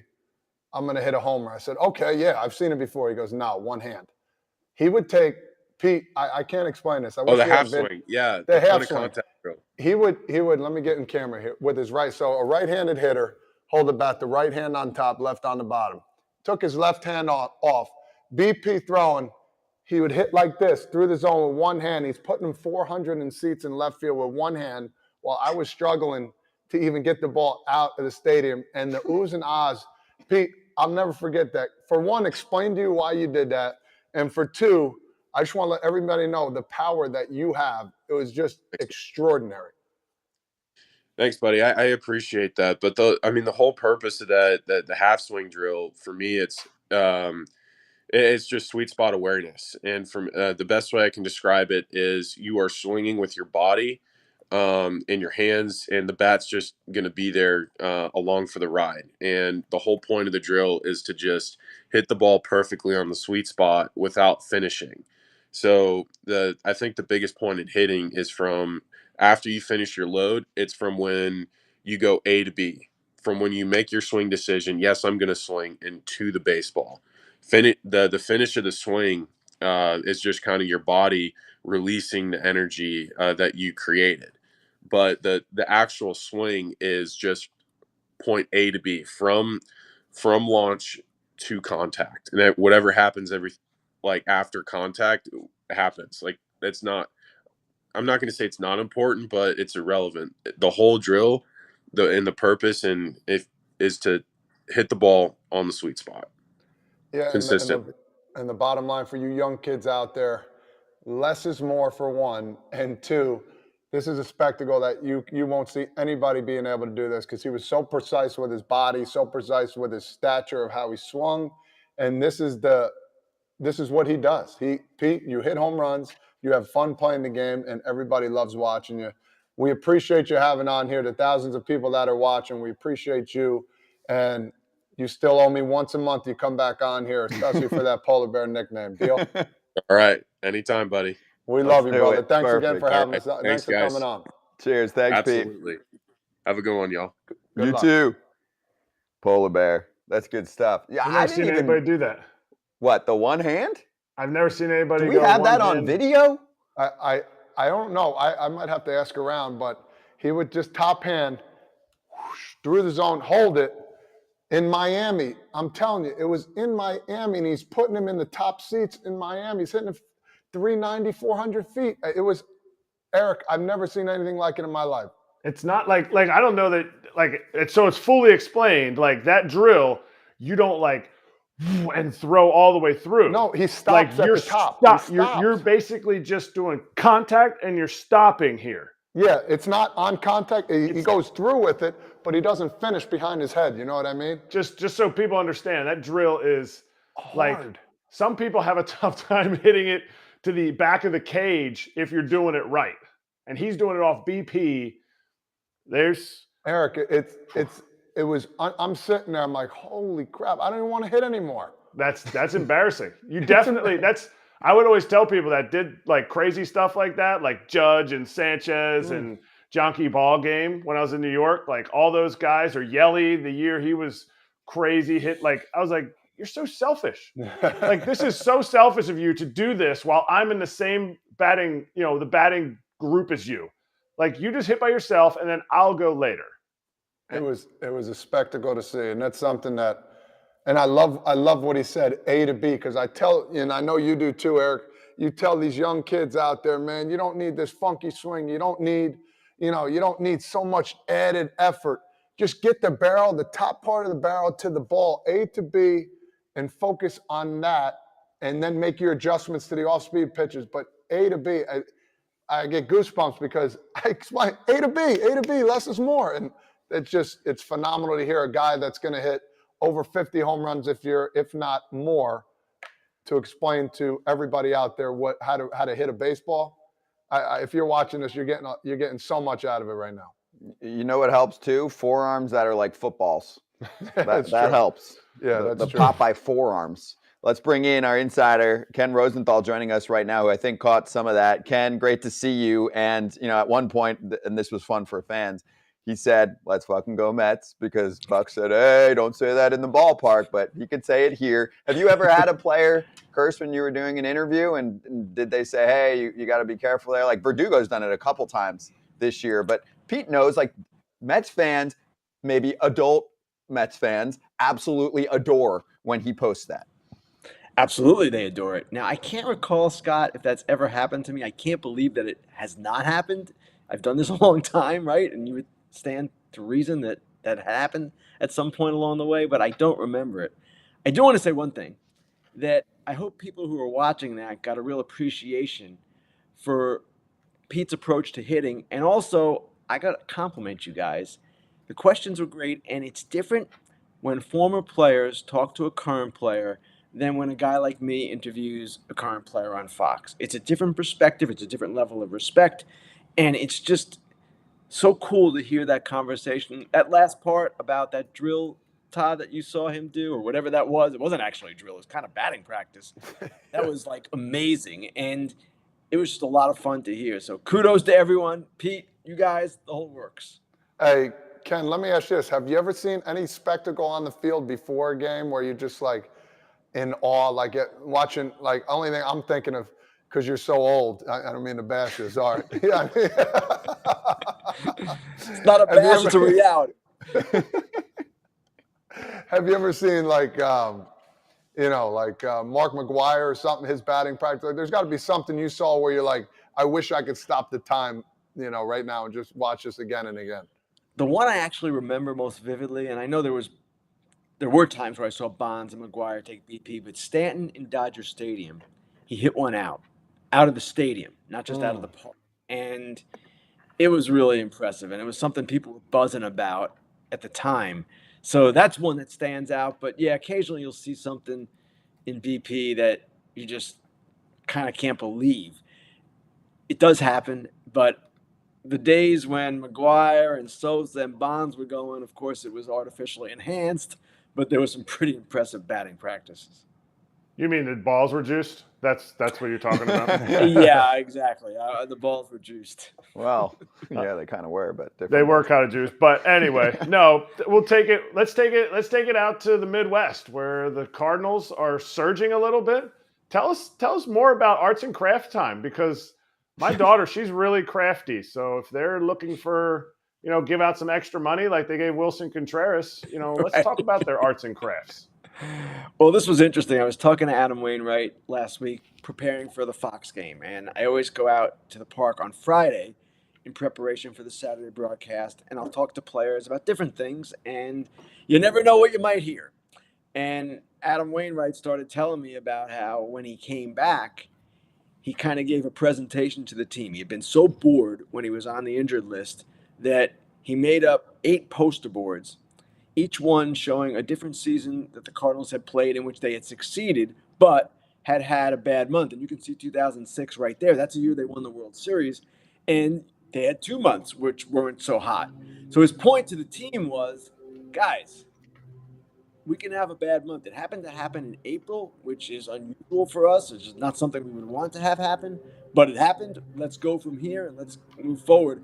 And his last board said, win the World Series, any questions? There it is. And this one lit up. I don't know if you can see people watching, but there are lights along the blue border there, and there's an electrical attachment or some kind at the bottom. And that was Adam Wainwright acting like a college professor instead of just his major league pitcher self. No, that's good stuff. That's cool. I mean, he is very creative, and obviously this is last season. So, yeah, very creative. That was cool. And actually has pretty nice handwriting, too.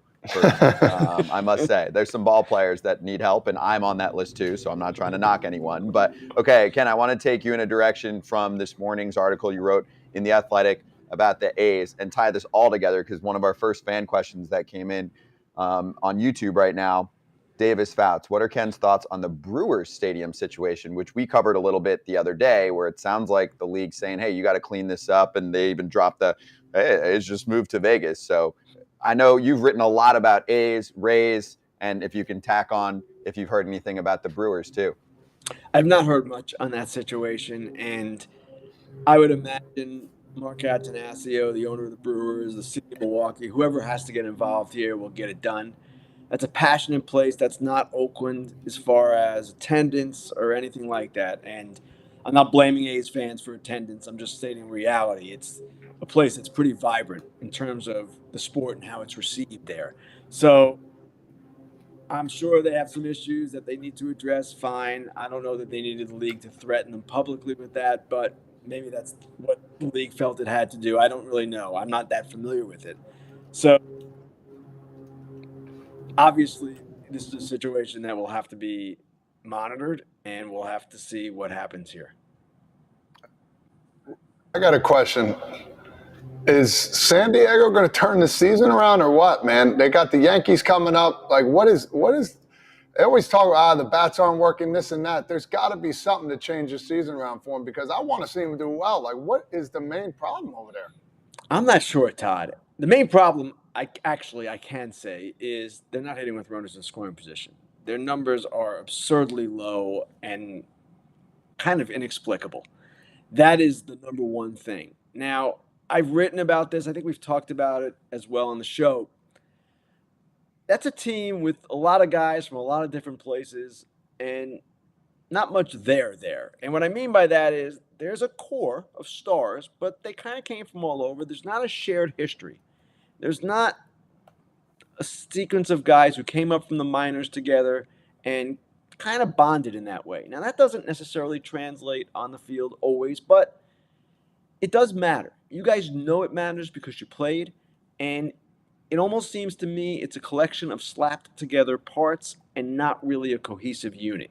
Now, at some point, I would think their talent is going to win out, and all of what I'm saying will just be cast aside. Won't matter as much, if it matters at all. So I'm not sure totally what the problem is outside of the runners in scoring position. They just haven't clicked, and they do have some questions. The starting rotation is a question.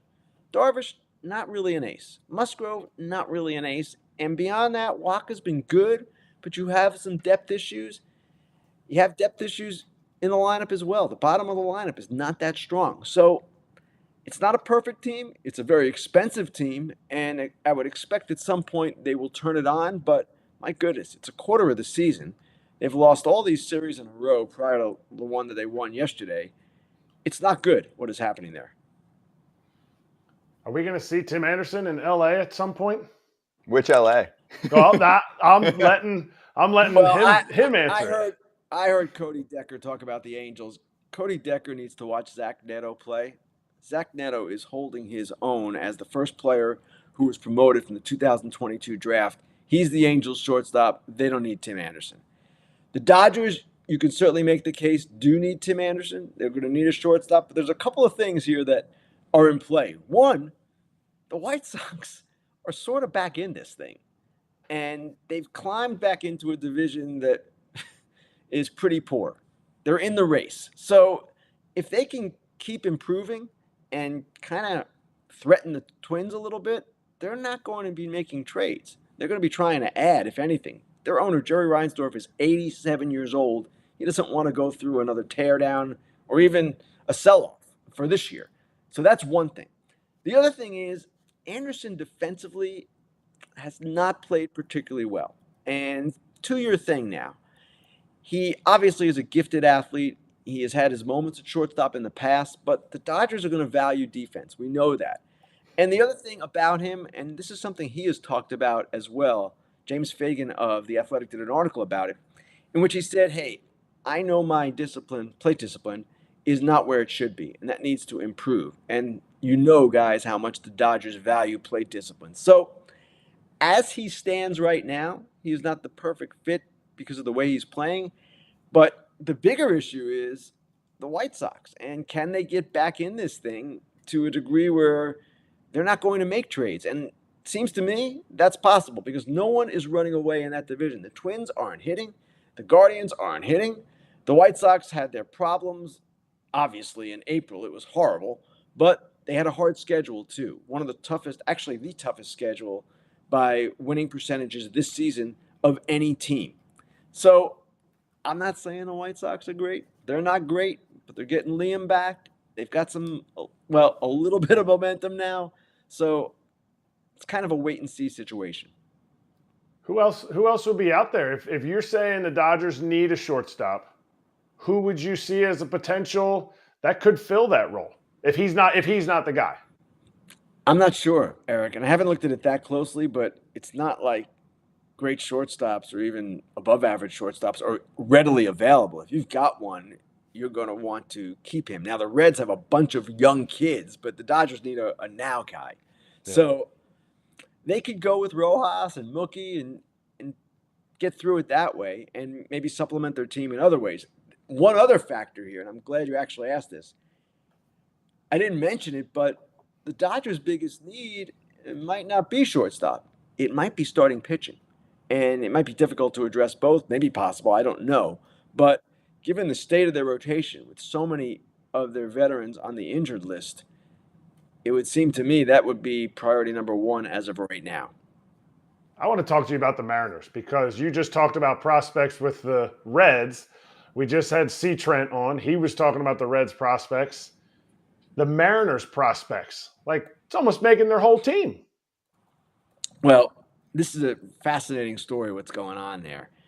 Kirby, Gilbert, and Bryce Miller, 3 starters. George Kirby, Logan Gilbert, Bryce Miller. They're all homegrown, all drafted by the Mariners and developed by the Mariners, and they're all crushing it in the major leagues right now, all between the ages of 24 and 26. They've got Brian Wu coming up behind them and Emerson Hancock, another young starter.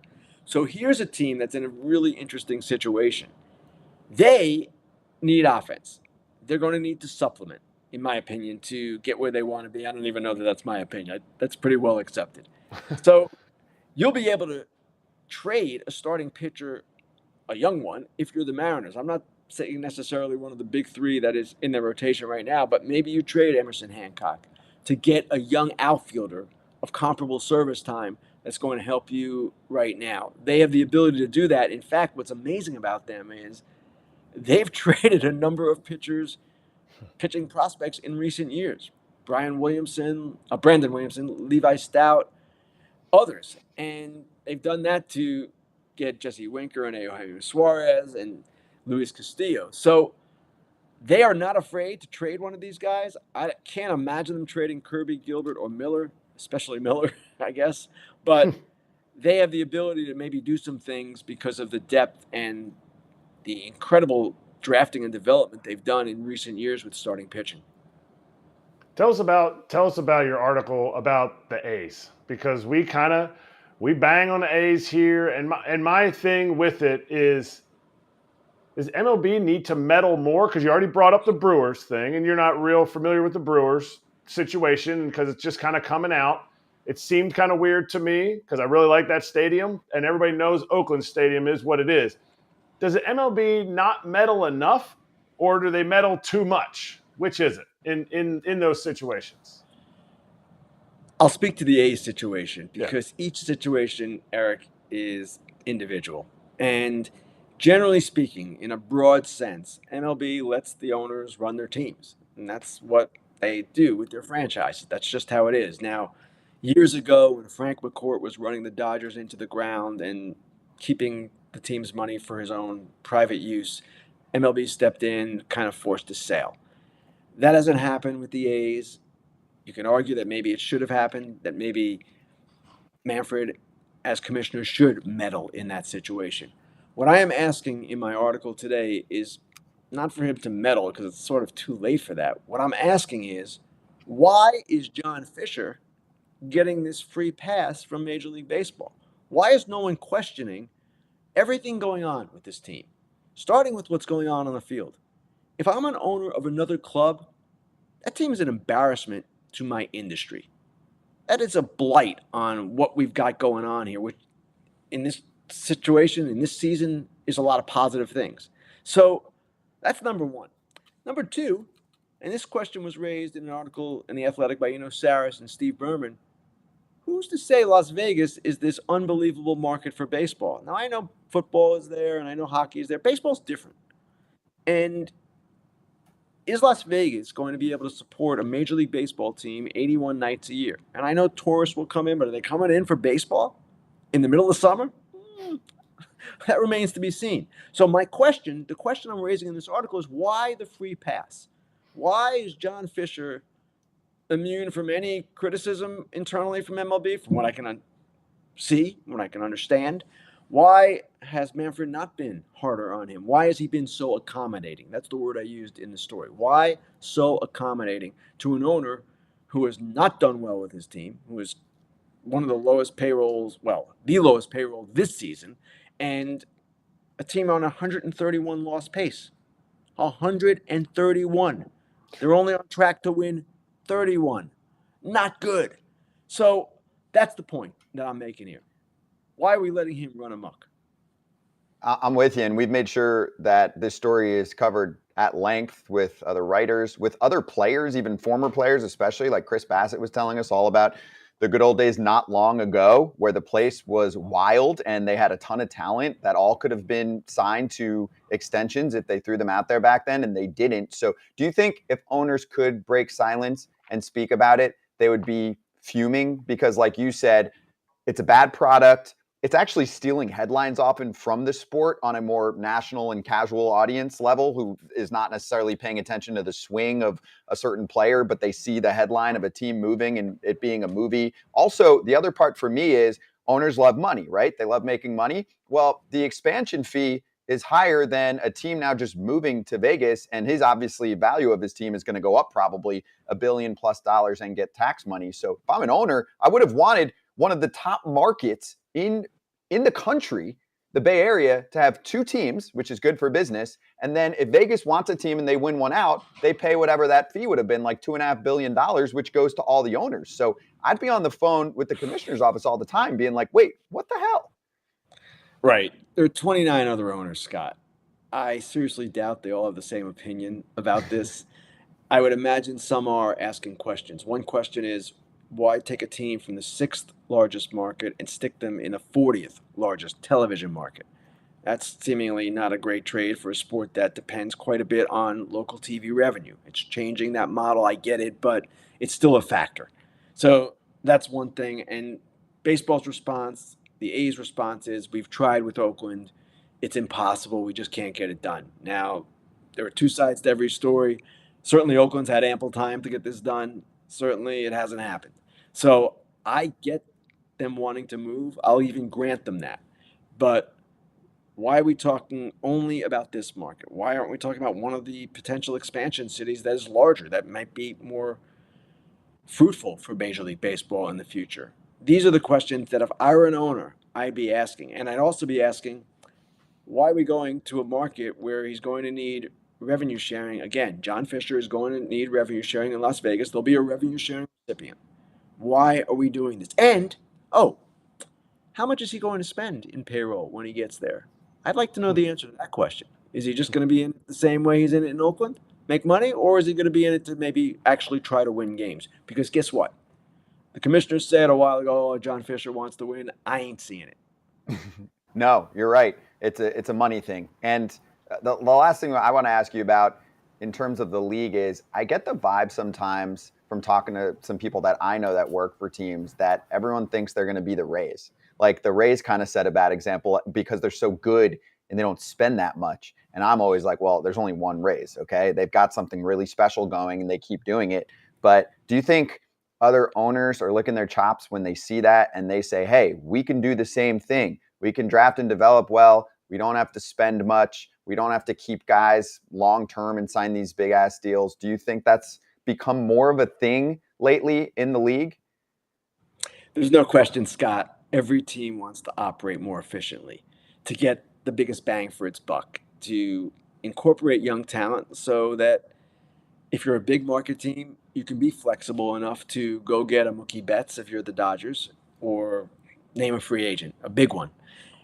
It always helps to have the balance in your payroll. You can't have, well, except maybe for San Diego, a bunch of $40 million players.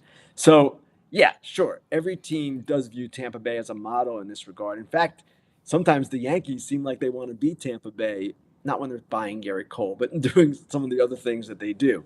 So, sure, and that's fine. Hey, every business wants to operate at maximum efficiency. We all get that. But there comes a point you just can't have a team full of kids. You have to spend around them. And that's going to be the question the Reds face as their kids come up.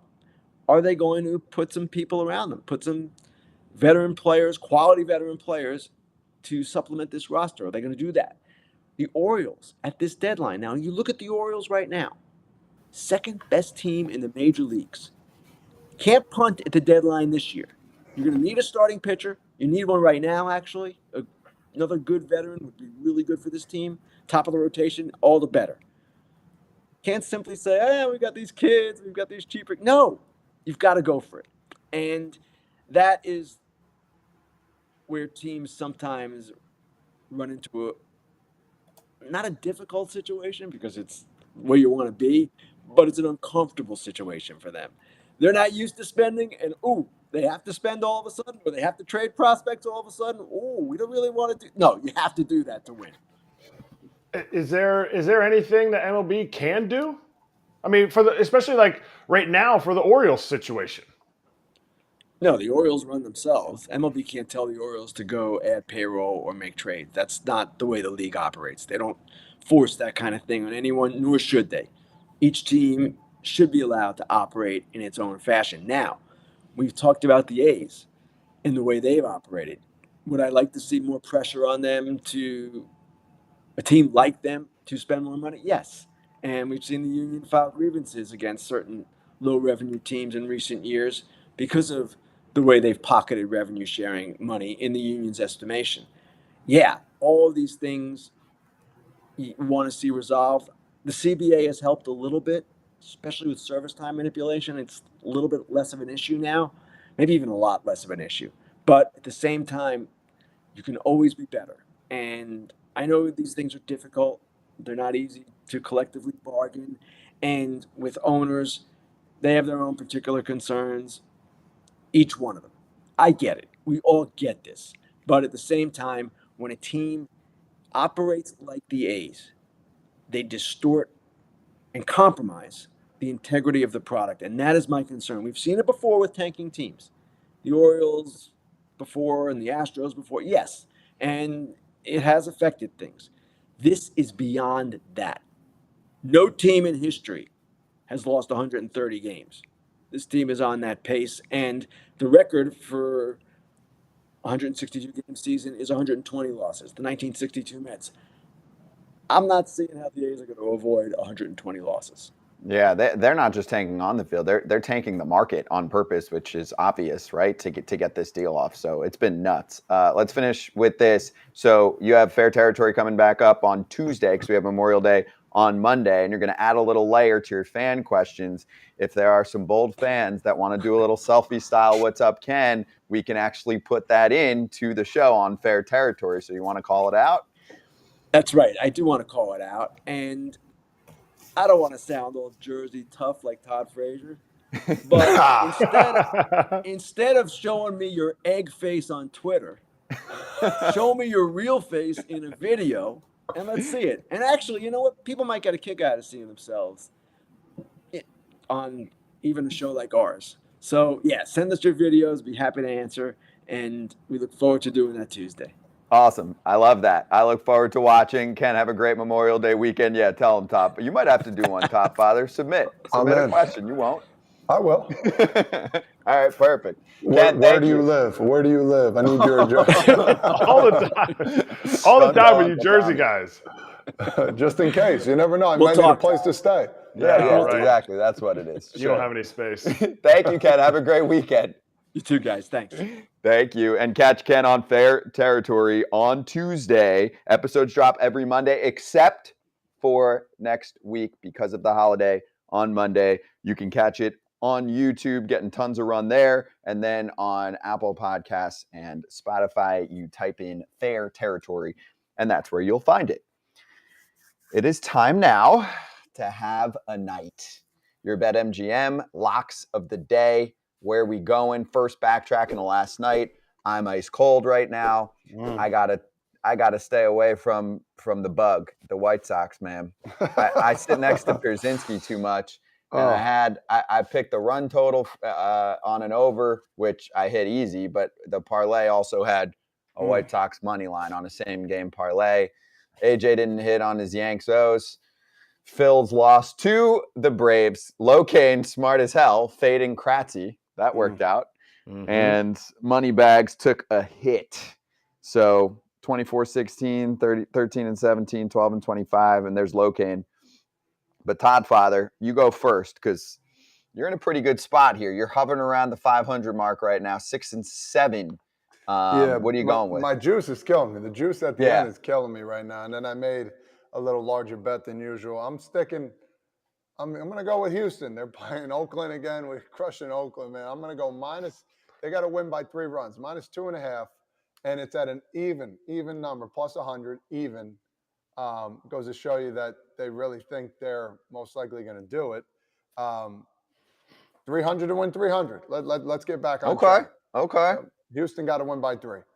Those run lines against the crappy teams, I mean. It's tough. Yeah, it'll get you. Because if Oakland scores 2 runs in the first, they got to score at least 5 total. You know what I mean? It'll catch up. Hey, yesterday was close with the Mariners and the A's. I watched almost that entire game, so it was a 1-run game. Kratzy, you're doing what I'm doing today. Some props? I saw yours, and I won't give it away, but I went with the Orioles in the Texas O's game. I'm going to go with Cedric Mullins for 1.5 total bases. He's been swinging it really well, and he's done above average against John Gray in his career. He's small sample size, but hey, that's all you got for one guy. I'm putting it at plus 115 total bases, 1.5 for Cedric Mullins. And maybe I'll go even a homer. I like it. I'll go over 1.5 for Marcus Semien total bases against Grayson Rodriguez. He's gone over that mark in 6 out of his last 10, which is just okay, but he's averaging 2.5 total bases in his last 10 games. For me, Semien, I mean, he's elite in the contact category. He doesn't strike out much. He looks like that again, profile-wise. He's not chasing at all. If anything, not a ton of hard contact from him, but when I was breaking down pitches of what Semien does, he's doing most of his damage against fastball and off speed, not as much against breakers for Rodriguez. Got the good slider, but besides that, I could see Semien spitting on those pitches and trying to feast on a fastball or an off-speed pitch from Grayson Rodriguez. Also being nice and patient for Grayson, forcing him into the zone. So I could see Semien getting into a little double or even homer action in what I think will be a high-scoring game between the Rangers and the Orioles tonight. So check it out. Good luck to everyone. And BetMGM players are going to receive a bonus bet to use on any sport on Saturdays. Bonus bet will be given to players on Wednesdays and Saturdays. When you log into your account, it's super easy. You just log into BetMGM, the sportsbook app, or the website. After you log in, you immediately get your bonus bet, and it can be used on any sport wagers. The bonus bet expires after 72 hours, so don't wait. Redeem that bonus bet on Saturday. Always bet responsibly. Gambling problem or concern, call 1-800-GAMBLER. What a Friday. Pete Alonso, Ken Rosenthal. We started off with C. Trent Rosecrans on Elly De La Cruz and the Cincinnati Reds, and we're going to finish strong with a little slap hands action.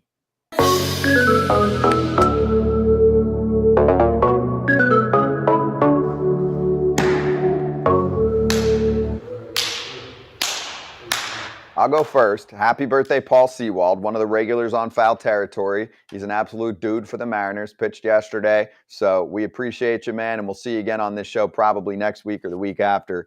And also, we'll be back in Atlantic City next week at Borgata. So if you want to come say hello in person, we're going to have a good time.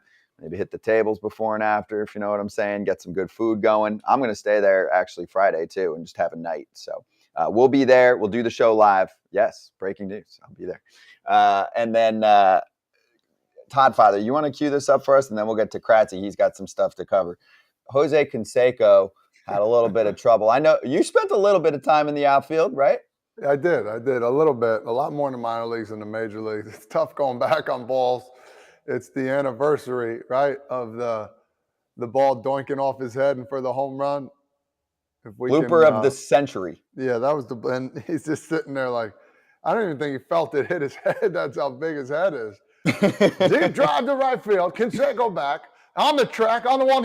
Oh my God. It hit his head and it went over. Oh my goodness.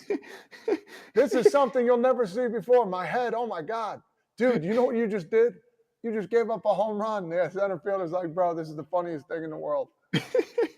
Unbelievable. I saw an interview where the center fielder, I think it was Schaus, I think that was his name, Schaus. The first thing that Canseco said, because he was embarrassed, obviously, he goes, he was like, oh man, he goes, dude, that hit you right in the head. He goes, no, it hit off my glove. Canseco said it hit off his glove. Yeah, he didn't feel it. He definitely didn't feel it. I mean, I did not hit his glove. No. Hey, Canseco, I could say this because he's an admitted roids guy. Like, your head gets bigger. Look, you know, we've seen it with some guys. So I don't know. I can't speak from experience, but yeah, it's like a rock, and you just don't even feel it, I guess. Forget that. Kenny Rogers wasn't happy. I know that. No. Kenny Rogers was not happy. No, that's not a good one. That is definitely assisted by Jose. Slap hands for you, Kratzy. First off, let's get your Kratz hats. First off, Memorial Day weekend coming up. We got the Memorial Day tribute Rail Riders hat, Scranton Rail Riders. Not sure if we wore it Memorial Day or July 4th, whatever, but I think we wore it for both. So it's kind of you wear it, you keep it in your locker for a month or two, and then you pull it back out. But Scranton Rail Riders. Very patriotic, yes. Also, Kratzy, congrats to you on your squad. One of the best high school coaches in the country, district champs, no big deal. And I know you got to go take down the rest of big ass Pennsylvania. So good luck on that trek. And then let's finish on a strong note here about the 2023 ACT Challenge. What can you tell us? Yeah, that's why I'm wearing the shirt today. But the ACT Challenge, it actually started May 1st, and we're helping to eliminate human trafficking. It's basically what you do. It started on May 1st, but you can start today.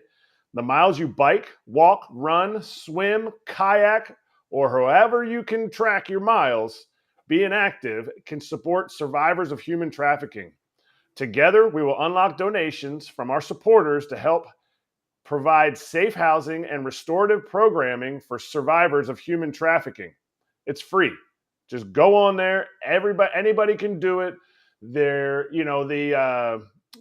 support, the donations, they're already coming in. We can always use more, but use the QR code that was on the screen right there, and you can go right to it, log your miles. I'm on there, join a team, create a team. Maybe we can do the Foul Territory team. You guys can't get my miles because I'm already on a team with my church. Mm-hmm. But it eliminates, we're trying to get to 100,000 miles by July 30th, which is actually World Against Human Trafficking Day. And it's at worthwhilewear.org. That's why I wore this shirt. This shirt saves lives. This shirt was actually made in India by groups of women who were involved in and saved from human trafficking. And it's a way that they have a job. They make these shirts. These shirts are ridiculously soft and awesome. And it has a nice little tag in it in the back that says, worthwhile wear, and you're supporting just an incredible cause, because these women and children get pulled out of these human trafficking situations, and this is a way that they get a job, and it's partially how they get into the trafficking. So it's Just an incredible organization, worthwhilewear.org. I'll grab a shirt and I'm getting involved right after the show. I love it. That's good stuff. And it's a good way to finish here on Foul Territory. What a week. Thanks to Ken. Thanks to Pete, Polar Bear. If you want to watch it back, scroll back. We'll post the podcast later too. And highly recommended, Doug Mankiewicz, Legends Territory. Don't want to miss it. The A-Rod stuff's spicy, but the Jeter stories are actually great. Jeter is even more of a legend when you hear about some of the stuff he pulled off. Boys, have a good Memorial Day weekend with the fam and the friends. Enjoy it.